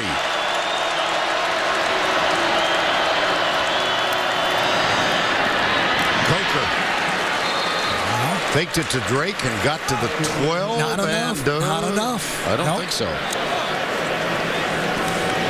Vern, guess who the second leading attempt rusher is for Alabama? I bet in Nick Saban's career, he's never had this happen at Alabama. I think I know who it is. It's Jake Coker. Exactly, yeah. He's rushed the ball 53 times coming into this game. Derrick Henry, 295 times. Well, they got the heavies in there. Nicewinder comes in. No, timeout. And a timeout called. Wow. 4th down and 1. They just went for it on 4th and 2. Time call. This SEC Championship Diamond Moment is presented by K Jewelers. In 2009, Alabama and Florida met in a rematch of the previous year's SEC Championship game. The Crimson Tide were led by running back Mark Ingram, who ran for 3 touchdowns on the day. But it was quarterback Greg McElroy who took home the game's MVP award, helping to avenge the loss in 2008 to the Gators. Alabama cruised to a 32-13 victory, winning their first SEC championship since 1999. And a change of mind during the timeout. Adam Griffith, who had 5 out of 5 last week, 1 for 1 in this ball game, has come on 4th and 1. Cooper Bateman will hold. Cole Mazza is the snapper. Well, now remember, Florida's offense has not scored in this game, and this will make it an 8-point game if they make it. Florida has said defense safe. They're looking or protecting for the fake. 30 yards. He's hot kicker. Perfect. Started this season 0 for 4, and he is on a roll in the last 2 weeks. 15-7.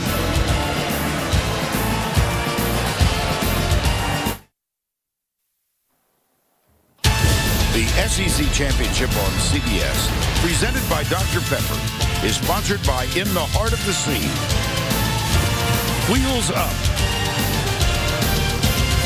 Nissan, and by Chick-fil-A.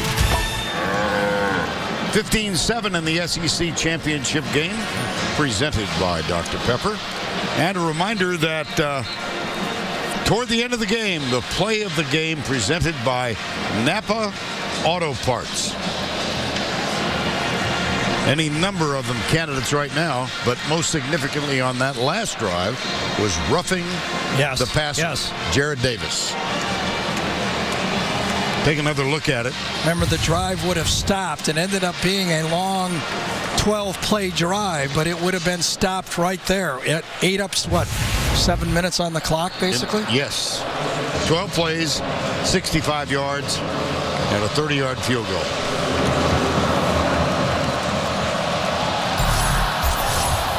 Vernon Hargraves is the deep man. Oh, that just about went out. Hargraves back there because Brandon Powell is struggling with an injured foot. We haven't seen a lot of Powell in this football game. He's usually the guy that returns those kickoffs. So where do you go if you're trying to call plays for Florida? You know, Calvin Taylor has given them nothing. He has not been able to get a yard. Taylor 5 for 7. I mean, when you come into the huddle at the start of the second half. The kickoff hit the TV cable while airborne. We will retry the click. Oh. So Griffith said I wasn't that bad.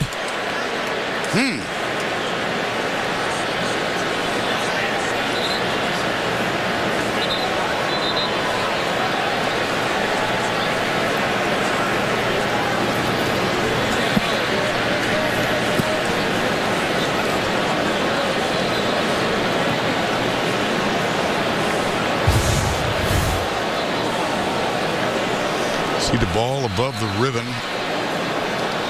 And boy, that did not touch anyone. Not on that one. That didn't touch anything. That never altered its rotation descent? at all, No, did it? not at all. Might have happened earlier. Nipped it.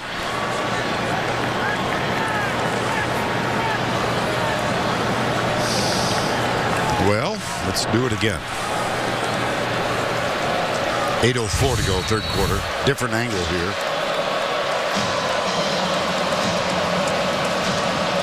I don't see anything. Did you see the rotation change at all? I did not see that. Here's the kick.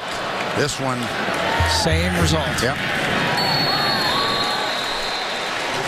Oh, well, that's 3 minutes I'm not going to get back in my life ever. Nothing happened. Nothing happened. Nothing happened. Take over this one, Vern. Here's what happened. Nothing happened. Nothing. That was succinct. First down 10. Florida trailing by 8. Their only touchdown, an 85-yard punt return by Antonio Callaway.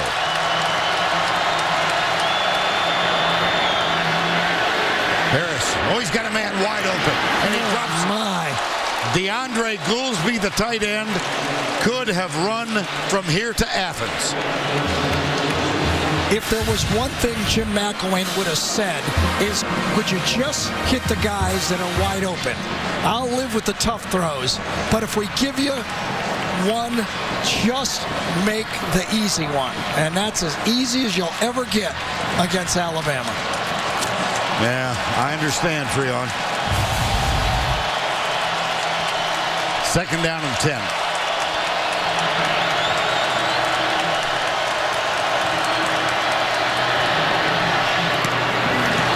Incomplete. That hit DeMarcus Robinson.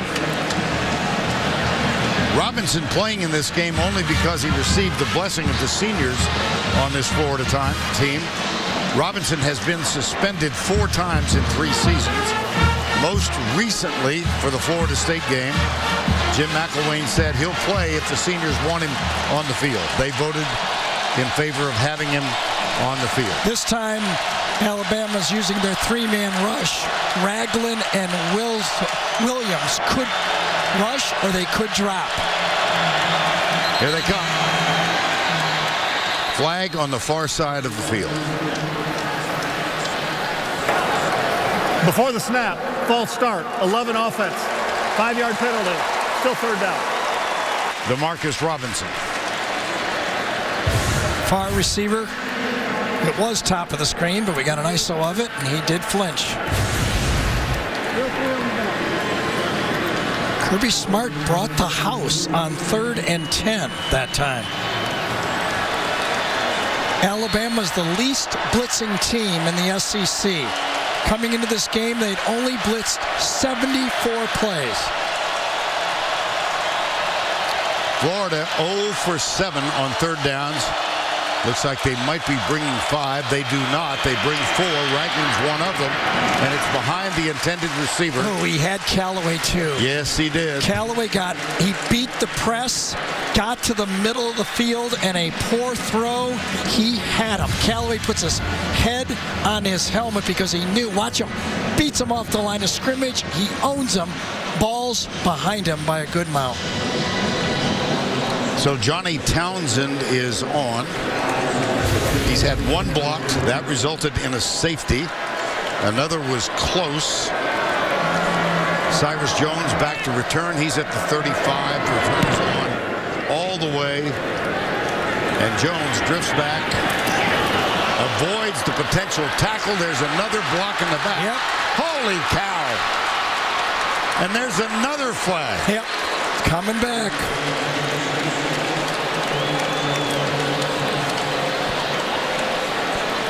I think it's Dalen Charlotte, number 4, is going to get the block in the back. During the return, illegal block in the back, number 4 of the receiving team. 10-yard penalty from the spot of the foul.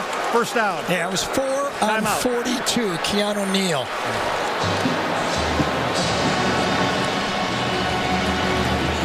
It's easy to watch them up here. Sure. They're playing against good athletes. Left side, watch it. Left side, boom, right in the back. And that would have been a tackle by Neal. That would have been tackled right there. So a little coaching opportunity on the Alabama sideline. Time call. 15-7 Alabama. Many great traditions abound on game day throughout the league. And each week we'll give you a taste of tradition presented by Sonic. For more, here's Allie. Thanks, Vern. Beginning with the class of 1994, one of the great traditions of championship weekend here in Atlanta is in the induction of the SEC legends. The class of 2015 is comprised of team record holders, national champions, and college football Hall of Famers. So Woodrow Lowe, one of the great linebackers in Alabama history, represented the Crimson Tide, and Fred Taylor, whose son Kelvin is following his father's footsteps at Florida, was doubly proud Gator last night. As always, quite a night. And Fred Taylor watching his son.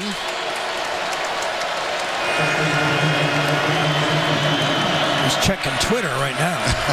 Or Facebook or whatever. Yeah, Instagram. One of those. Yeah, Facebook. Well, just keep going. 15-7. Henry. 6'3", 240. Tackled by Marcus May. Get him on the edge. Good block that time by that Alabama offensive line. They were able to finally get a seal. Alphonse Taylor, number 50, finally was able to control that Florida defensive line. Saw that. He's gone 17 games without a 10-yard rush. Jay Coker saw the tip of a corner blitz from Cargrave. Will Florida stay with it?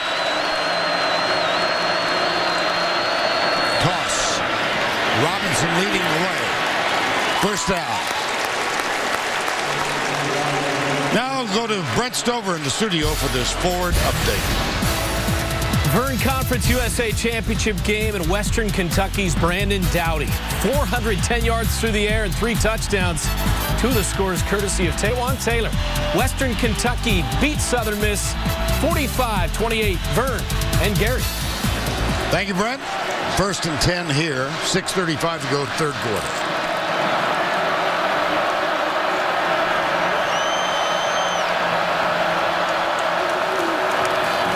Kenyon Drake. Tackled by Antonio Antonio Morrison. Well, I can tell you what, Kenyon Drake must have had a great week of practice this week to earn the confidence of Nick Saban. And remember, a week ago against Auburn, with two of the young running backs, Damian Harris and Bo Scarborough, Nick Saban did not trust either one of them. He gave 46 carries to number 2. Kenyon Drake has now caught 3 balls, and he has run once. 2nd and 3. Henry back in the backfield. Cuts back to his right. This time it's Joey Ivy preventing him from getting loose. I'll tell you, the quickness of this Florida defensive line, they're not as powerful controlling and making a push, but boy, do they get off blocks. Jeez, Ivy that time pushing, stalemate, get around, throw the block off, make the tackle. Beautiful defense. Look at the rushing totals for each team. Nothing for Florida, 117 for Alabama. 3rd down, 2. 3 wide to the left side. Ridley. Oh, Florida uses, Alabama uses their second timeout. Little confusion. Time call.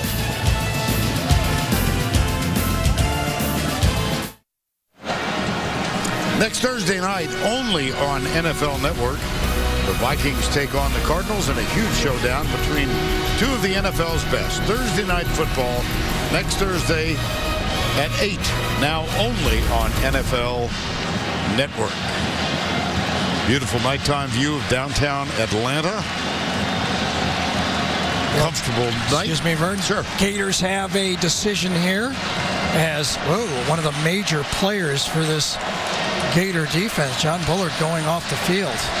Do they attack and blitz the line of scrimmage, or they depend on their front 4 to get a little bit of penetration and let the linebackers clean it up? Those linebackers are sideline to sideline tackling machines.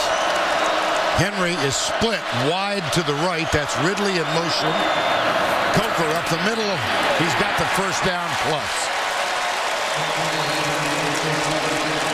Right now, head coach of Auburn, Gus Malzahn's going, wait a second, they're running our offense here.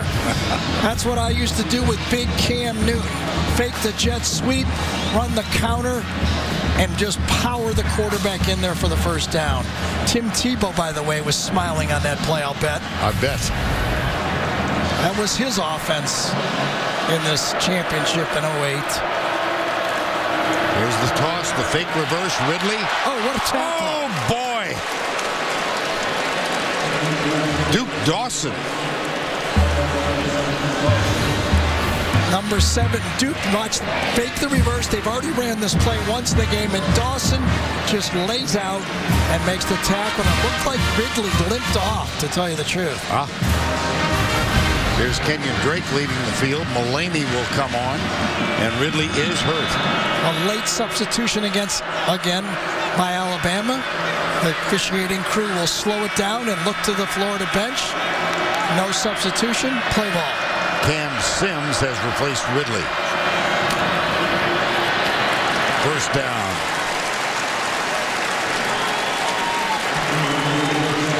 Well, 3 or 4 plays ago, here was Jonathan Bullard. Number 90. Right in the middle of the screen, walks back, it's left hamstring, bending over, trying to stretch it out. And obviously, as we thought Ridley took that hit on that reverse. Well, it wasn't a reverse, it was a fake reverse. 1st down 10 at the 38-yard line. Henry, a single-season SEC record. He's got an even 100 in this ball game. Stewart in motion, play action. They look out to the left, and it's a one-hopper. They also, had he looked down there, had O.J. Howard deep. Let's go back and take a look at that Ridley play. There's, oh boy. Yeah, I think when the player, number 7, Dawson, stuck out his arm. It just caught, maybe bruised his leg on the play. He's back in the game. Top of the screen. Second down, 10. Coker throwing the ball is 12 of 17. 142 so far. Henry with a good pass block. This one is complete to Ridley. Inside the 35. Ridley's He's hurt again. Yep.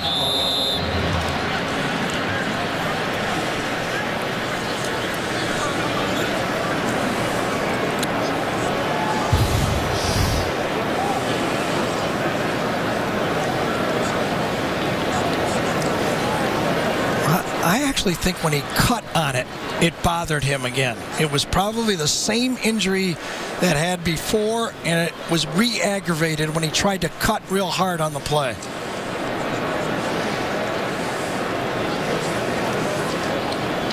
This was the earlier play when Dawson... Yeah, he hit him on his right knee, and he tried to plant on his right knee on that last pass, and I think it bothered him again. See how he tries to step, and right there, that last step, I think he felt it.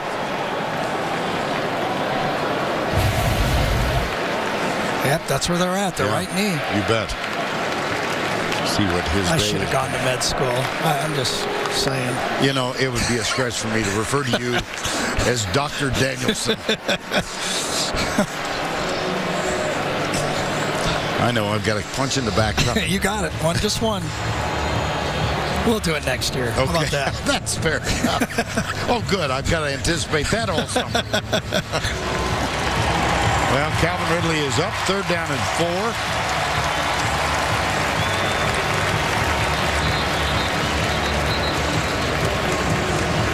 4. He is some player. I mean, they're never going to forget about Amari Cooper, Julio Jones, but my goodness, what an impression in his first year for Calvin Ridley. Third down and 4.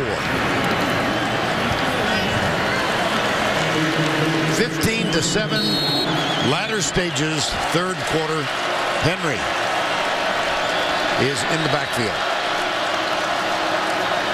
Play action. Well, they didn't even play action. Here's Coker. Pulls up, goes deep for Stewart. Stewart hauls it in. Touchdown, Alabama.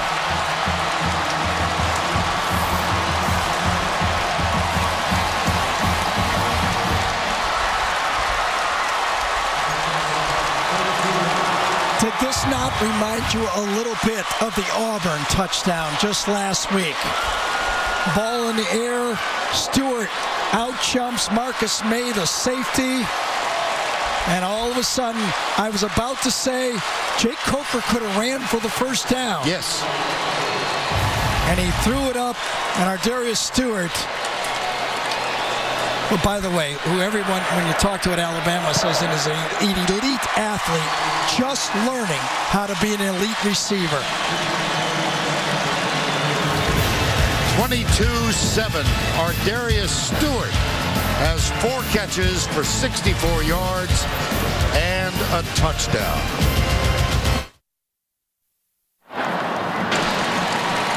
Jake Coker threw it. Ardarius Stewart caught it.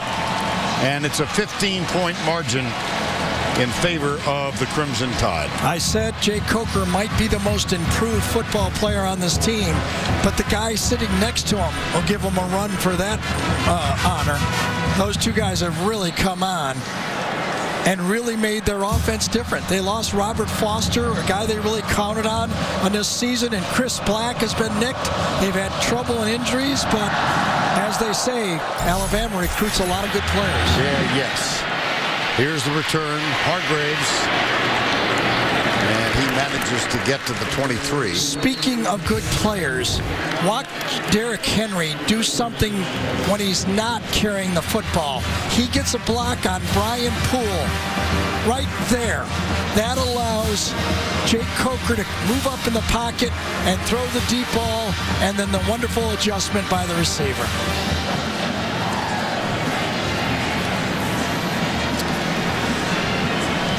And here comes the Florida offense.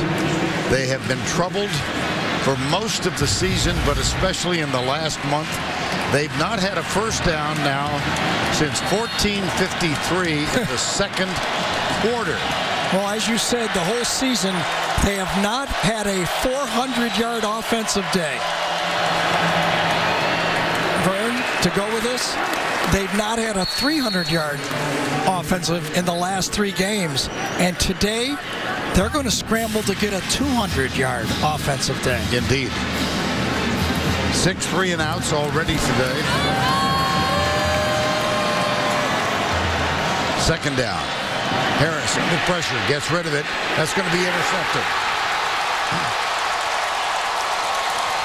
Marlon Humphrey, his 3rd interception of the season. Ryan Anderson put the pressure on Treon Harris. Well, it's going to be the corner dropping back. He's got good leverage. He sees the ball thrown late off the back foot of Treon Harris. And you see an offense trying to do too much when they don't have the ability to do it. Vern, since the punt return, yes, Alabama's offense, field goal, touchdown, end of half, field goal, touchdown. Basically 4 for 4 they've scored. And a wonderful opportunity here from the 39 of Florida. Henry, here we go. Here we go.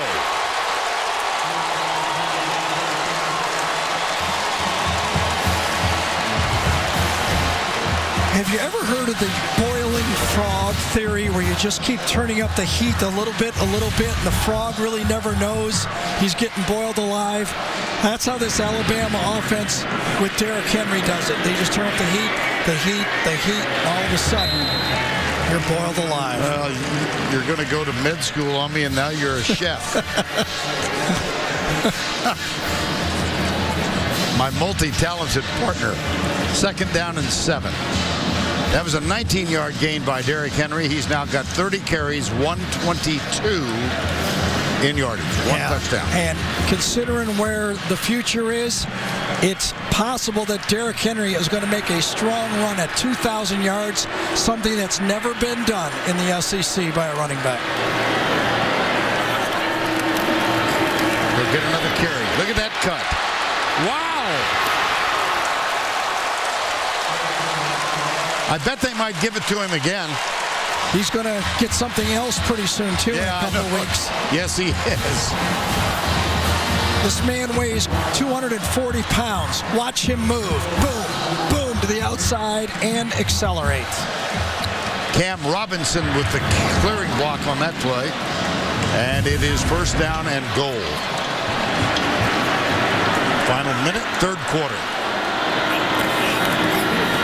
Why not? Well, excellent defense led by Brian Cox Jr. That's Jared Davis, who already has won roughing the passer call. Jim McElwain in the press conference was referring to Derrick Henry, and he goes, he's like that movie, you know, the movie where the train just goes out of control. Well, I thought about it. That was a Denzel Washington movie, Runaway Train. Remember that movie?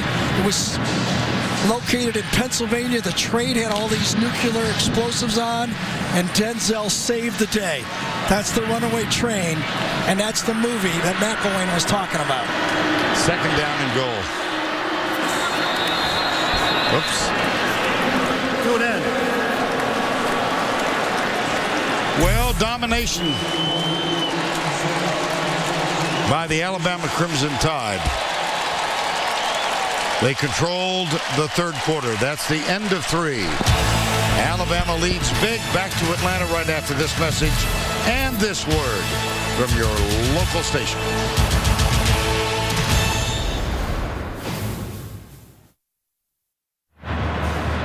We welcome you back to Atlanta. Florida and Alabama meeting for the 8th time in the SEC championship game.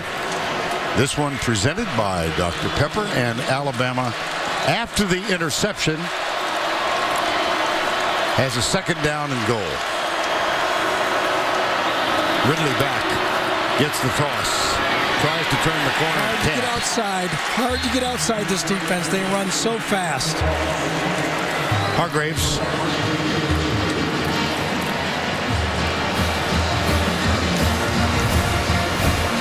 This is actually a forward pitch. But Hargraves comes up and shows you why many people believe he's going to be the first corner taken in the draft. 3rd and goal after the loss.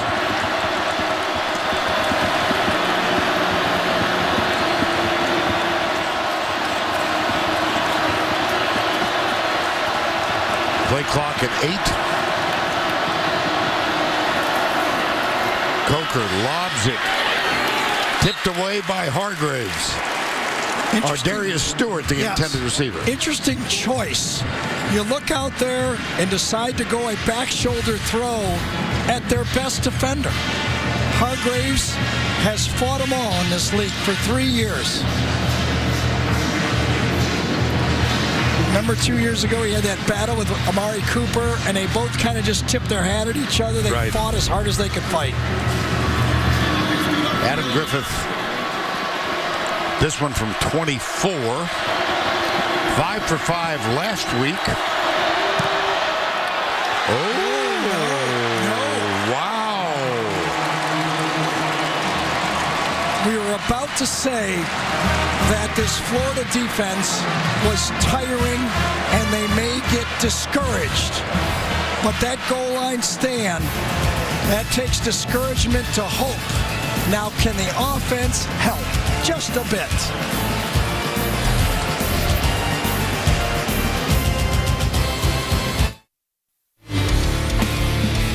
And now it's time for our Geico game recap.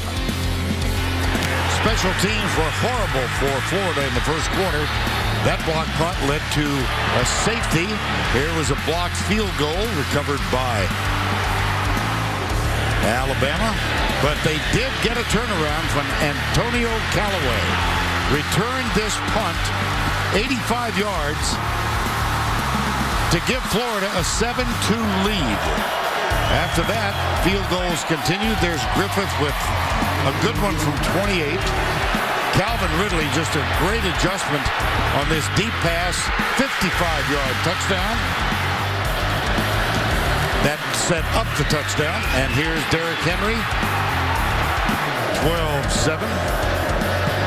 Griffith with another field goal.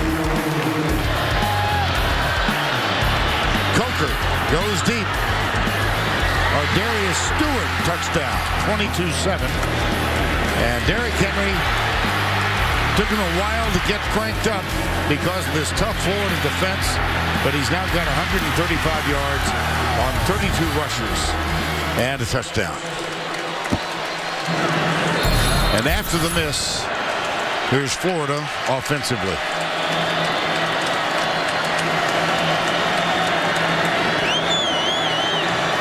Kelvin Taylor, play action. Harris in trouble.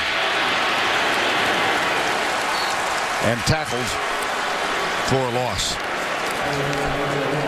Well, the question becomes, Gary, can Florida do anything offensively and not off the first play on this play? Yeah, it would be hard for me to say they can. I've watched it now. What do they got, 85 yards, 84 yards, the time of possession, all the plays. They don't have enough offense. Right. They just don't. And it's second down at 14 after that last sack. Harris going deep left side. He's got a man down there. It's Robinson, who wanted a pass interference call. And that's kind of the way the day has gone. Well, and that might be the hope for Florida, is throw the ball deep. Let some of your athletes maybe get a pass interference. That has been their big play. A punt return and a long pass down the middle, because they're not running the ball, that's for sure. No, Kelvin Taylor has like that. Yes. And Treon Harris is not providing the quarterback runs either. It's just not there. So it looks like the only thing they can do is throw the ball. You know, the game's not over, obviously. Nope.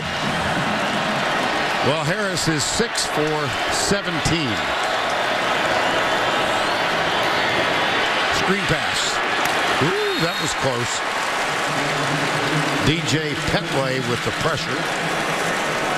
4th and 14. Yeah, Petway, Tim Williams, well defended, man-to-man coverage in the back end. It was going to be handled pretty good by Rashawn Evans, number 32, even if it was caught. This, I'll bet, you know what, Florida has not been shut out in a game forever. I think they're the number 1 team in the country not being shut out in consecutive games. And I'll bet Alabama was sniffing that possibility until the punt return, because Florida State held them to 2. Here is the punt. Tipped. And down at the 41-yard line. That's a 42-yard punt. Jalen Tabor downfield.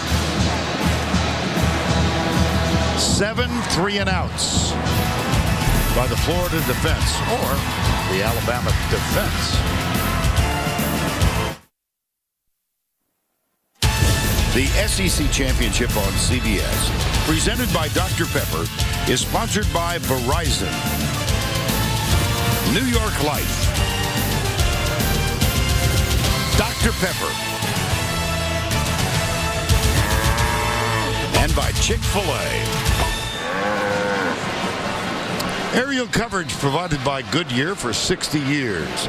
Goodyear has provided aerial coverage of college football's greatest traditions and biggest rivalries. From the Georgia Dome in Atlanta, Florida and Alabama. And Alabama has the ball again with a 15-point lead. Derrick Henry, 135 yards today for the season, 1,932.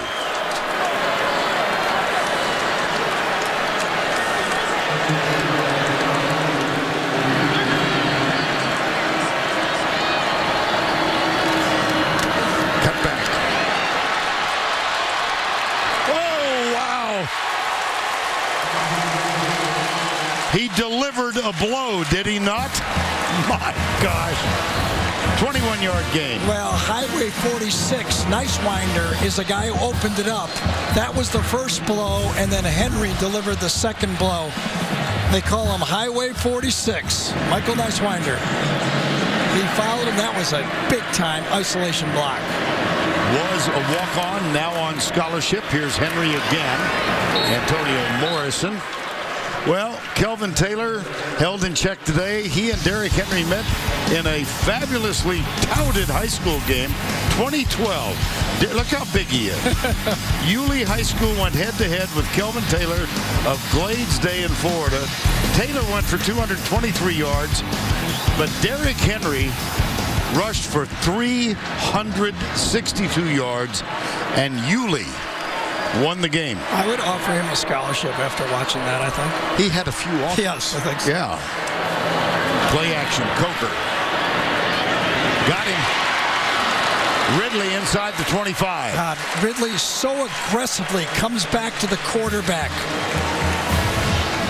Top of the stem, comes back and aggressively chases down that ball as if he's almost intercepting it, and then stays with it as he's tackled by Neal.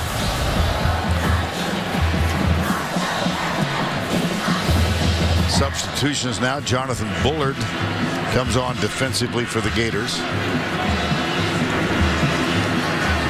I think Kenyon Drake's in there as well.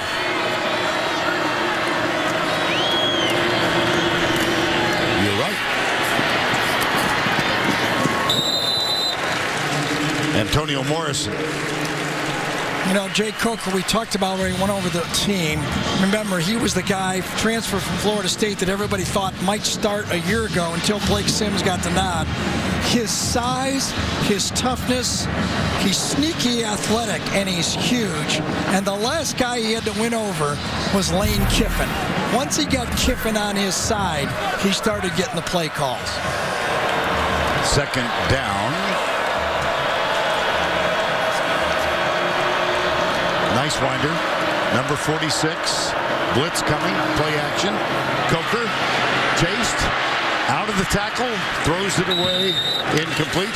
For more on Jacob Coker, let's go down to Allie LaForce. Thank you, Vern. This is a really awesome story. Jay Coker told me this week that his family would be really proud of him if he won the SEC championship, but they are most proud of his brother Patrick, who played football at the Air Force Academy, but is currently stationed in Turkey flying A-10s as a captain for the United States Air Force. He has also spent time in Afghanistan, but was able to come home and watch Jake play football a little bit.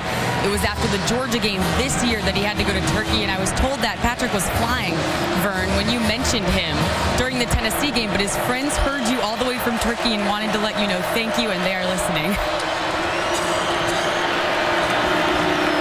Thanks to him.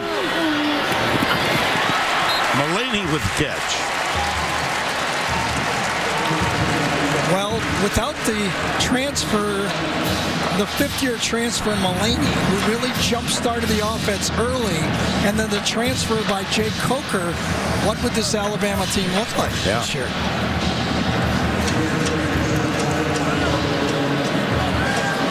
Coker told us prior to that Tennessee game, I am living a dream. And it's going to continue, I would think. Of course, this is not over. It's a 15-point game. 10:15 to go. Henry bounces off Jared Davis.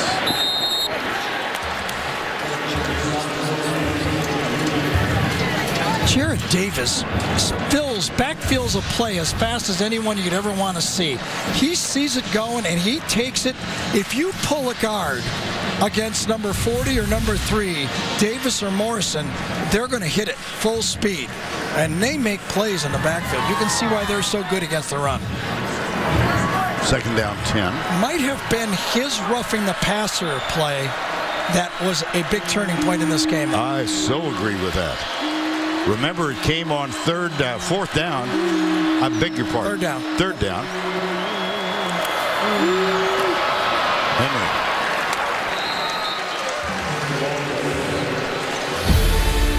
Well, next week we're going to be in Philadelphia for the annual Army-Navy game. What a privilege to be a part of that telecast and that tradition. It's presented by USAA, and Gary, we saw Keenan Reynolds in his first game against Notre Dame in Dublin, and we're going to get to see him in his last. He did a lot in between, I'll tell you that. He's going to have a bowl game afterwards. He almost got a huge bowl game with one more win. How about he threw for over 300 yards last week in a loss? Coker. Touchdown. Boy, did he gun it. Spread it around. This is Richard Mullaney.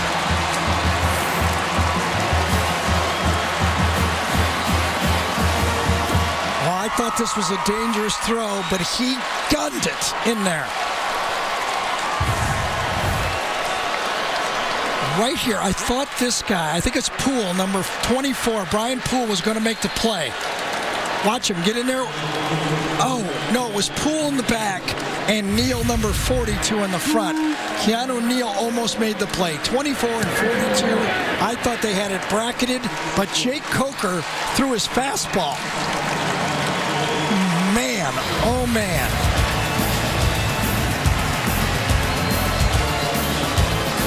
Mullaney from Coker.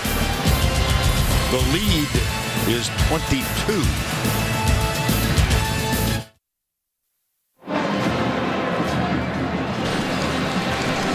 (29-7) after Coker connected with Mullaney. Just one more look at how tight that window was when he throws it. There is not a lot of space. He's got to gun it right in there. Two players, and he fires it. And it actually almost goes through three Florida players, but two key ones. Poole and Neal, what a strike that was. And for the afternoon, the man from Mobile, 18 of 25, 204 yards, 2 touchdowns. And, oh yes, he's rushed 8 times for 23 yards.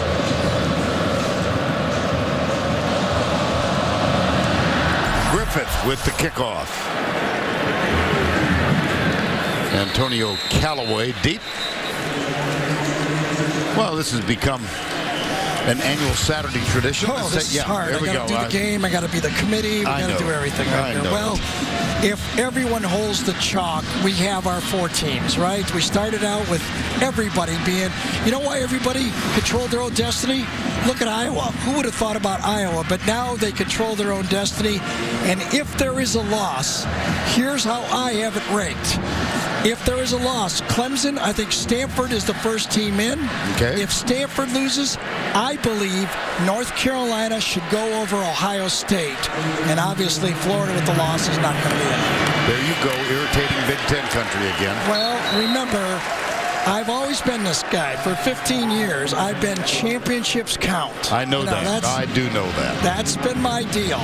And I really think that in this situation, Stanford deserves the next team in. Ohio State, it would take drawing to an inside straight. Both Alabama, for me, and Stanford have to lose. Here's Harris. Wow. Ryan Anderson. Whoops. Flag. Kirby Smart out there and Cyrus Jones almost hit his defensive coach. Yeah, there's DeMarcus Robinson.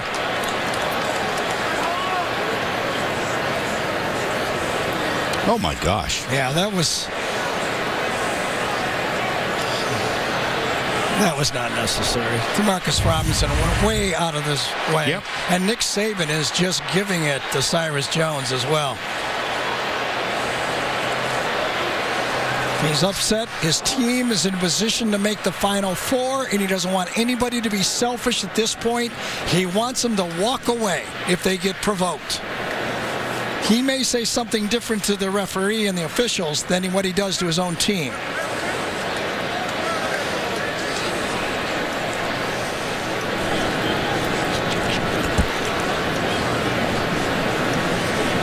One more look.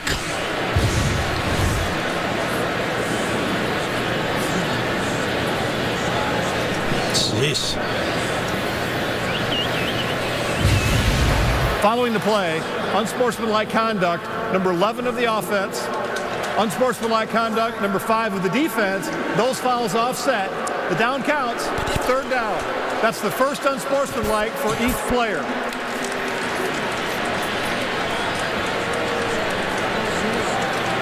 I don't know.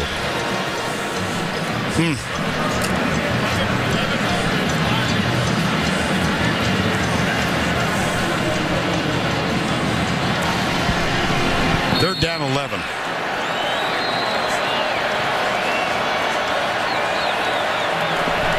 Harris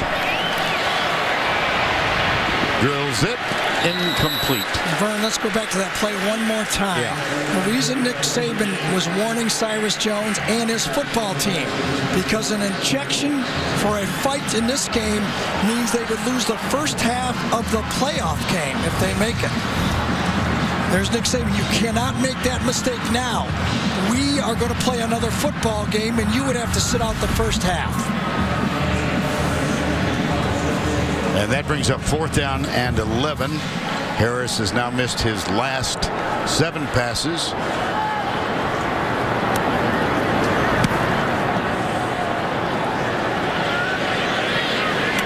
Cyrus Jones.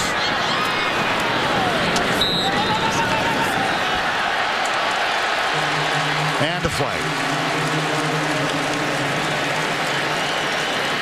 And Nick Saban will again have a meeting with his football team. Do not be provoked.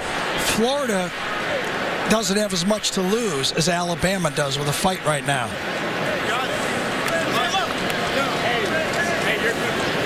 And Nick Saban still chatting with his cornerback. Following the play, personal foul, number 1 of the kicking team, 15-yard penalty, automatic first down. Timeout. And the chat continues.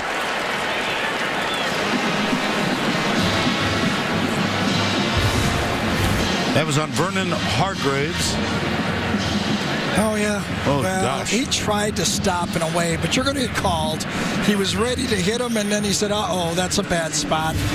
15 yards.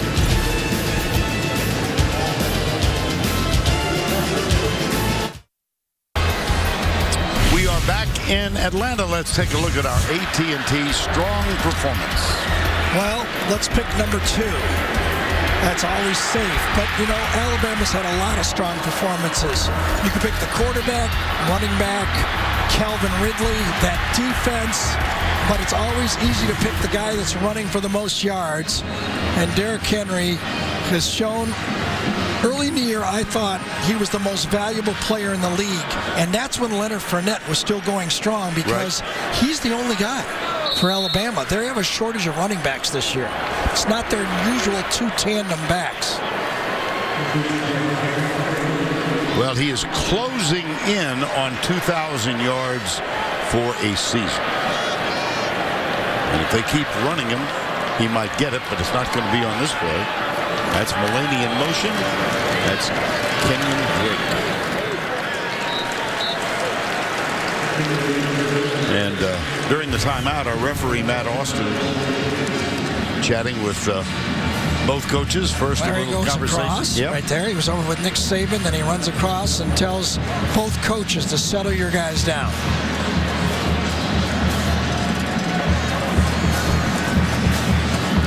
Yeah, getting a little chippy. Of course, those two had a 4-year relationship and friendship. Nick Saban, Jim McElwain.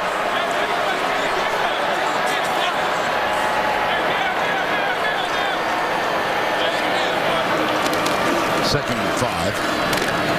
This is still Kenyon Drake. And during that commercial break, there's Drake. The conversation continuing with Cy Jones. I'm sure he was just continuing the theme of you've got to keep composure. Absolutely. Too important to the team. We all like to fight back, but it is, in this situation, the team's more important. And solve your problems with Robinson somewhere else, not out here. 3rd down 4.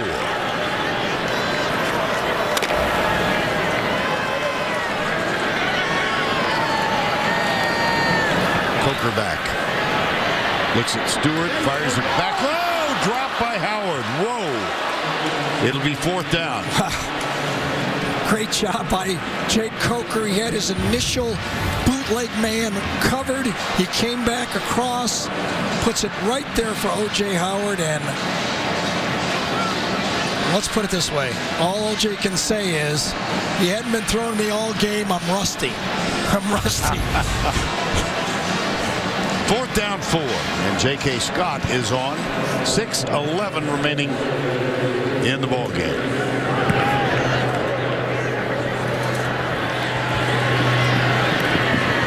Antonio Callaway has returned 1 today for 85 yards and a touchdown. That's Ryan Anderson with the tackle. Well, Vern, you mentioned that Kirby Smart has been rumored to be the new head coach at Georgia, his alma mater. Been with Nick Saban for so long, since 2004. When Nick went to the NFL, he went to Georgia as running back coach. But then when he came back, he's been with them and the defensive coordinator since 2008. And if it does come true that he's named the new head coach at Georgia, which seems automatic now, he's not the first assistant coach that has had to coach through the playoffs after he's been named. Here's Harris. Jake McGee, a 1st down. That's been a rarity in this ball game for Florida. And who might you have in mind? Well, here's the guys that we just, kind of went through. Some real names here, and some successful in a win, and some not successful when they've done it. But those guys have all done a great job and went on to be pretty good head coaches as well. Here's Harris. Valdez Showers, number 10, with the catch. And another 1st down. That's a gain of 18.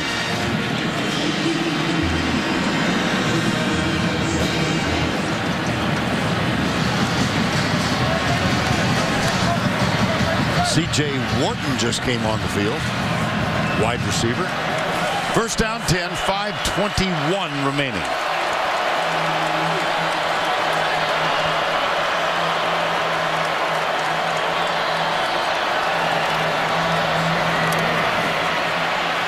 Harris looks deep, fires way downfield, up and touchdown. My gosh.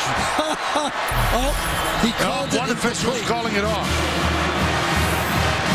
C.J. Wharton just mentioned he just got into the huddle. Let's see if he comes down with it. C.J. goes up. He's got it. He's got it. I thought he had it the whole way.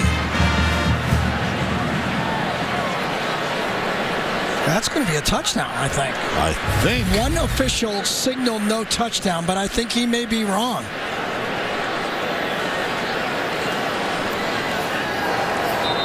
Ruling on the field is the pass is incomplete. The play is under further review.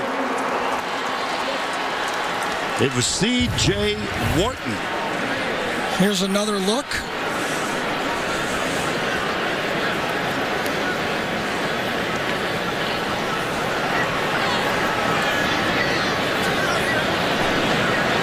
I did not see him lose control of that, and I think they're going to reverse this and make it a touchdown. Florida's two biggest plays, the receiver's gone up and made plays just like this. After review, the receiver secured possession in the end zone. Touchdown.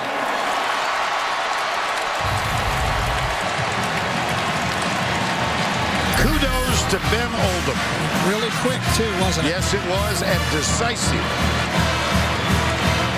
That's the way we all wish it could happen. Well, we were just talking, what could Florida possibly do? Throw the deep ball. Yeah. At least it's a one-on-one chance, and that's exactly what happened. So a 46-yard touchdown, and Florida will go for the two-point conversion. Yeah, I really don't know why. 16's just as good, 15. Now down to 14. Will they get this? I guess they got to get one eventually if they had a chance. Bobbled. Harris chased. Whoa. Nothing to it.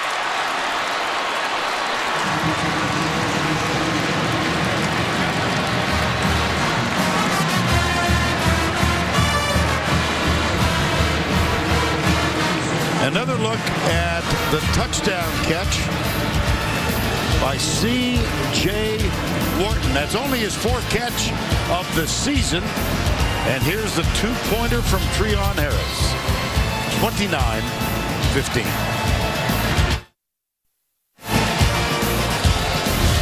A reminder, we've got the guys who are normally in our studio in New York with us here in the Georgia Dome. So Adam, Rick, and Brian will be along with the Ram post-game show. Ah, look, they're rehearsing their ad-libs already. What? What? They've got teleprompters? Oh, yeah. What Big is ones. that? Big ones, I'll tell you. Like you. Oh, my goodness. Boston Harden. Yeah. Alabama's preparing for the onside kick. Yep. There is another option. Florida could just kick it deep and use their timeouts and try to take it down to, one more possession before they do anything. Let's see what they do. Right through the hands. Oh, boy. Now it was snapped by O.J. Howard. He got it. That was a much tougher catch than the last one O.J. had.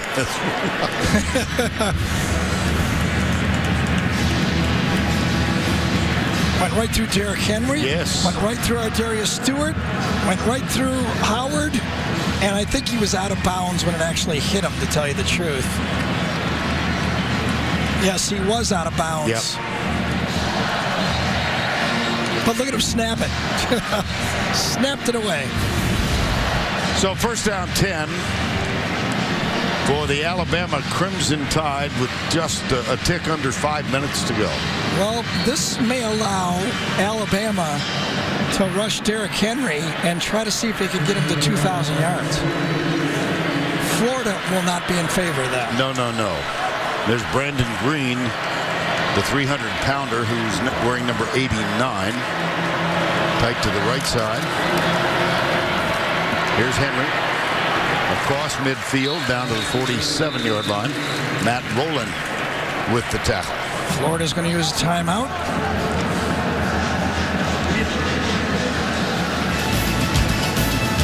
Second down. Time called.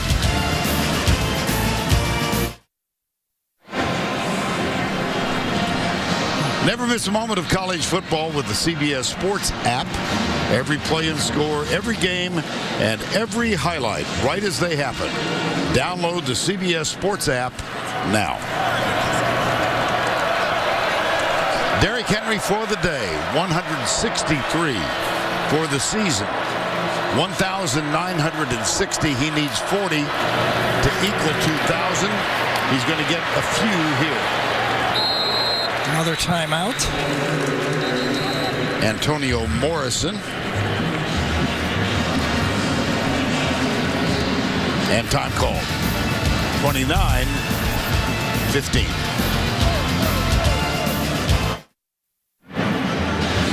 .447 to go in this one. 14-point margin, 29-15. And a 3rd and 3 coming up for the Crimson Tide. See that offensive line? Curvin is in. So is Henches at tight end, number 84. And Derrick Henry is on the field. Whoa. Alphonse Prior to Taylor. snap, false start. Offense number 50. 5-yard penalty. Still 3rd down. Well, that really changes the game for Alabama. They do not want to throw the ball here. Nope.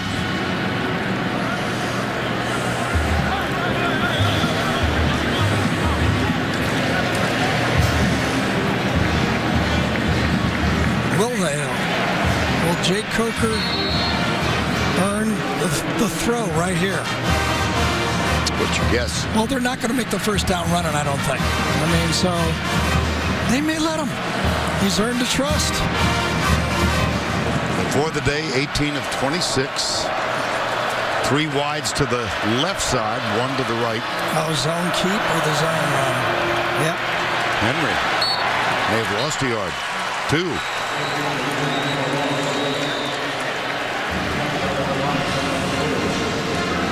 Well, as we look at this position where Alabama's going to have to punt here and give it back to Florida, these are the 3 teams that are alive, obviously. If Stanford wins, everybody says they'll be in if Clemson loses tonight. For me personally, if North Carolina wins, I would give them the edge over Ohio State. So, in my mind, remember when Alabama made it in 2011, they had to have a lot of things happen after that loss. Undefeated Stanford lost to Oregon, then Oregon lost to USC, Oklahoma State beat Iowa State, and then Boise State lost to TCU. It was almost an inside straight. I don't think Ohio State's going to get it. Here's J.K. Scott with the punt. They go for the block and don't get it. Fair catch called and taken at the 9-yard line. A 43-yard punt, nothing on the return. And the lineup tonight on CBS begins with NCIS and then NCIS New Orleans, followed by a new edition of 48 Hours Tonight, only CBS. Well, can Treon Harris find another couple big plays? That seems to be the only formula that Florida has. First 11 drives, 81 yards. The last drive, 81. Capped by the touchdown catch by C.J. Wharton. First down, 10. And they've got 92 of those in 2 plays. Harris. That's almost the first positive running play. Yes, of it the night. was. That's what I was thinking in the open, that Treon Harris was going to have to bring to the game all football game. He's not been able to do it so far until that play. But, hey, still a football game. Sure. First down, 10. Harris, Callaway's wide open, and he doesn't have time to look that way. Jaron Reed was chasing him, and that is one reason. But Treon Harris was rolling to his right, and Callaway was breaking to his left. When Treon Harris comes this direction, Callaway all of a sudden turns, and that would have been, with the pressure in his face, an impossible throw. But if I'm Florida and Doug Nussmeier, the offensive coordinator, I'm saying maybe we can sprint them out and throw that one. Anything downfield. Second down, 10.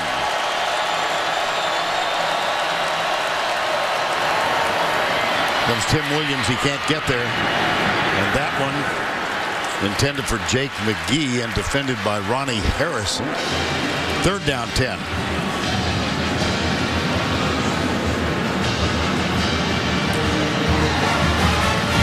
Well, Matt was Mr. Fourth Down in the game we saw him against Tennessee. I remember that 5 fourth-down plays to win that game. The last one, 4th and 17. Had he not gotten that, Tennessee'd be playing here tonight. Third down, 10. Florida yet to convert a third down. They are 0 for 10.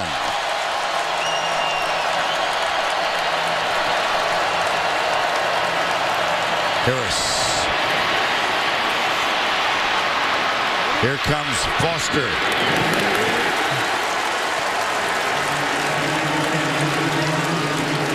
We talked about the ground that Davis and Morrison have been making up. Watch Reuben Foster run this one down.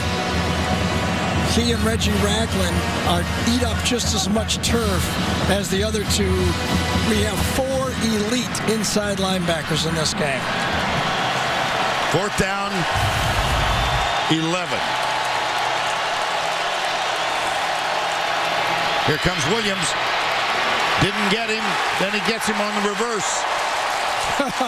That's 2 this game for Tim Williams.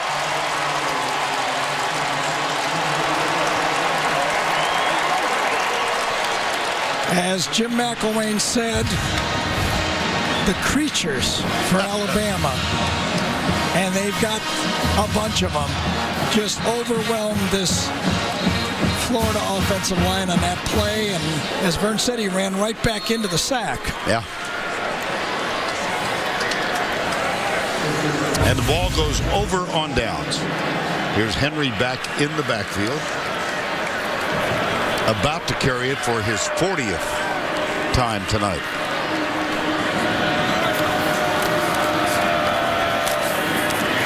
Good block by Niswanger. Antonio Morrison. Pretty good unit, Gary. Yes, at every level, a little different from Alabama defenses. We've talked about it all year. They do not have the big safety on this football team. They really play with 4 and sometimes 5 corners out there. There's Mika Fitzpatrick. There's Reuben Foster. Well, until that 23-yard run by Treon Harris, Florida had -3 yards rushing. So they're now plus 20 for the game. Second down and 2 here. 2:59 to go. Henry, nice wander with another block. Keanu Neal makes the tackle. And how about Jacob Coker's day? Well, he finished it off with that big pass, but it started out rough. Got hit early. There's the ground, intentional roughing the quarterback. And then the move up to the pocket and the pass to Stewart probably is his play of the game until the fastball. And then the fastball to Mulaney showed you what kind of arm that guy's got. And by the way, as I said before, the first thing that strikes you is his size. Huge man. First down, 10. No Diet Coke there. That's Big Coke right there. And a reminder, of course, that this game is presented by Dr. Oh, Pepper. jeez. I sat with him at the table.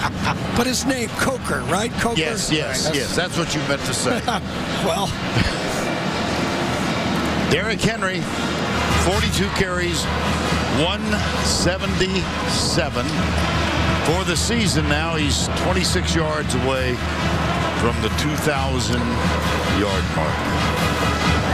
And Alabama's going to get a chance to play and avenge that loss to Ohio State in the playoffs. Will Ohio State make it? Remember, this is just me saying I wouldn't put them in. The committee may have other ideas. Here's Henry. Down at the 5. Matt Rowland made the tackle. There was a lot of talk about the Florida defense getting fatigued and discouraged against Florida State. Not in this game. They finished, and Alabama has 83 plays to 45 in this game. And they have fought every play. Kudos to Jim McElwain, Jeff Collins, his whole staff for keeping this Florida defense and football team playing right to the finish of the game. 3rd and 1. Henry got the first down. And 38 seconds to go, so he is not going to get the 2,000-yard barrier. But it's first down and goal, and he now has 189 yards on 44 carries. And congratulations to the Crimson Tide and Nick Saban. There the two are. Former colleagues, a wonderful first year for Jim McElwain.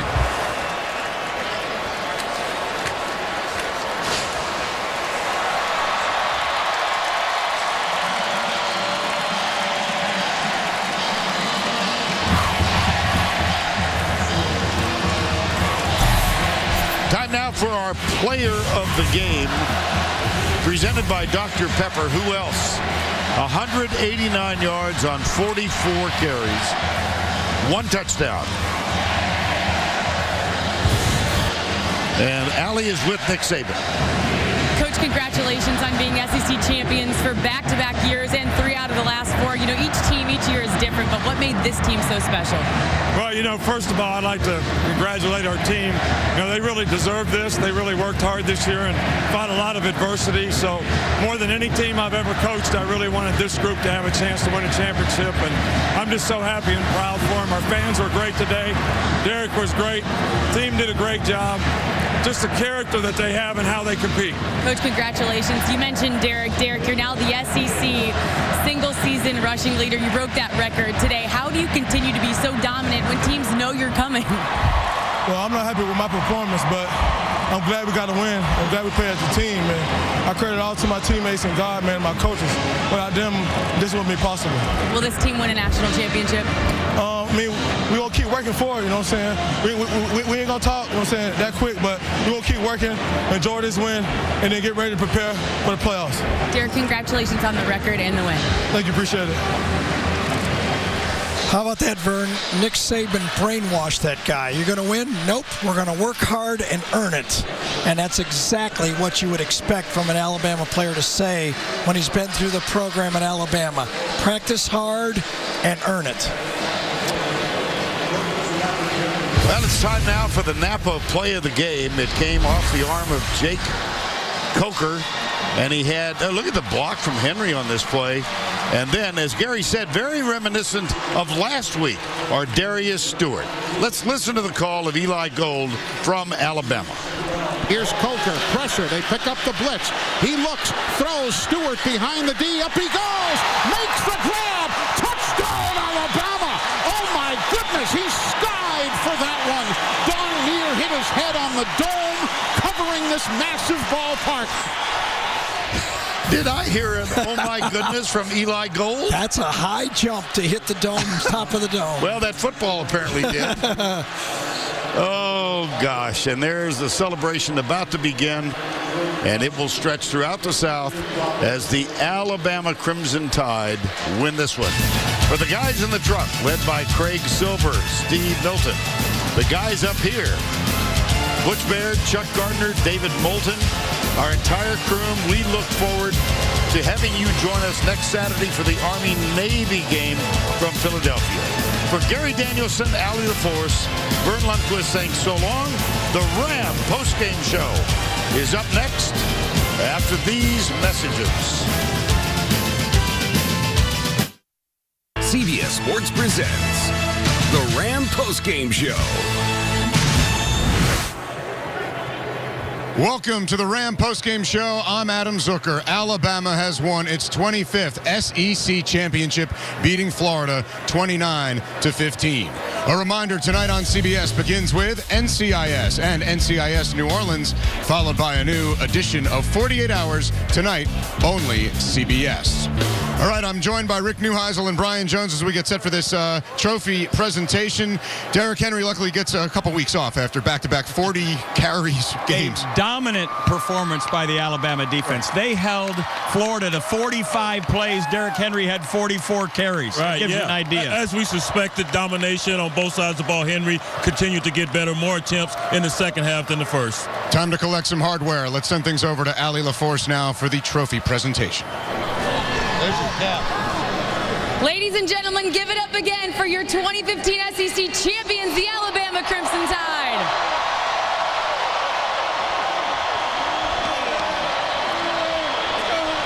We're going to start by announcing this game's most valuable player. I don't think it'll be a surprise to anyone. He's been outstanding all season, setting records for the school and the SEC. Derrick Henry, everybody.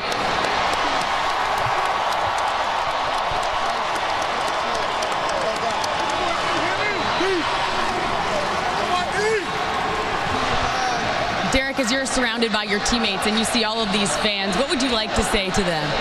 Well, I'm just proud how hard this team fought all year, man. And we just kept working and working, trying to get better every week. And, of course, we couldn't do it without the fans, so roll tide. Congratulations again. Back-to-back years, SEC champions. Coach Saban, what is it about this team that rises to the occasion each week? I think this team has competed with tremendous character since the Ole Miss game, and there's no team that I ever coached that I wanted to win a championship more than this bunch, and I'm so proud of the way they fought out here today. Our fans are great, and it was a great team effort for us. Congratulations again. I'm going to give it over now to SEC Commissioner Greg Sankey for to present the championship trophy. Thank you, Allie. First, I want to say thank you to the greatest fans in the country, SEC football fans, for what you did here today. Congratulations to Coach Jim McElwain and the University of Florida Gators on a great season. And gentlemen, if you'll hoist that trophy behind you, congratulations to you. The Alabama Crimson Tide, Coach Nick Saban, the 2015 SEC Football Championship team.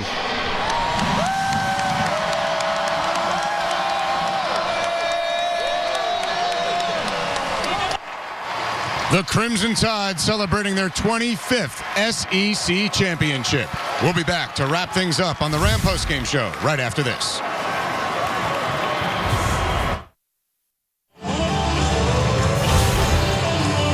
We welcome you back to the Ram Postgame Show. Sweet home Alabama echoing through the Georgia Dome as the Crimson Tide feel the confetti fall once more with their head coach Nick Saban and saying hi to their friends as well. Let's talk about the college football playoff a little bit. Now that Alabama, we know, is going to be in there, along with Oklahoma. Whoever wins the Big Ten championship, Clemson, if they beat North Carolina, among the teams that are possibly in line to play the Crimson Tide, who should they be most worried about? I think it's Oklahoma. I think Baker Mayfield and his ability to extend plays creates a problem for Alabama. We've seen that in the past with guys like Johnny Manziel and the like.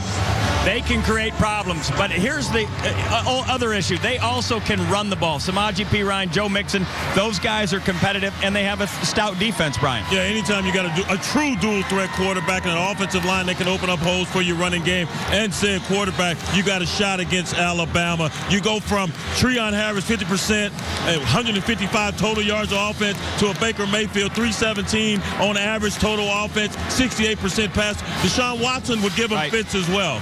The other three conference championships either underway or getting going in the next hour or so. This is the night. Many things get defined. Well, we're going to know a lot more tomorrow night, obviously. There are going to be a lot of eyeballs on that ACC championship because if Clemson were to get knocked off by the Tar Heels, there's going to be a lot of constituencies saying, pick me, Stanford, Ohio State, and certainly North Carolina. Well, nothing like a little bit more drama like we had last year with TCU being kicked out of the top four after blowing out their final opponent. So we'll see how it shakes out. But congratulations to Alabama again. This is amazing, the success and the way they've been able to sustain it over the tenure of Nick Saban. And that guy right there, Jake Coker, you talk about a guy who realized what his role was to play clean, play within the offense. He has grown as a quarterback. He had more dual threat offense tonight than we expected from Tre'Aaron Harris. Yeah. Nick Saban waving so long for now. He'll see his fans again in either the Cotton Bowl or the Orange Bowl in the national semifinal, and perhaps we'll see Derrick Henry next week when he's in New York for the Heisman Trophy presentation as a finalist. We thank you for watching the Ram postgame show. Here's what's coming up tonight on CBS. A reminder, over on CBS Sports Network, it's basketball right now. Southeast Missouri State at Memphis, followed by Inside College Basketball. Next Saturday, be sure to join us for an American tradition, the 116th Army-Navy game presented by USAA. Coverage begins at 2:30 Eastern with Auto Trader College Football Today. And it's Thursday Night Football on NFL Network this week with the Vikings and Cardinals. And tomorrow, the NFL on CBS continues with regional action. Many will see the Giants and Jets. It all starts at noon Eastern with the NFL Today. For all of us, have a great evening and congratulations, Alabama.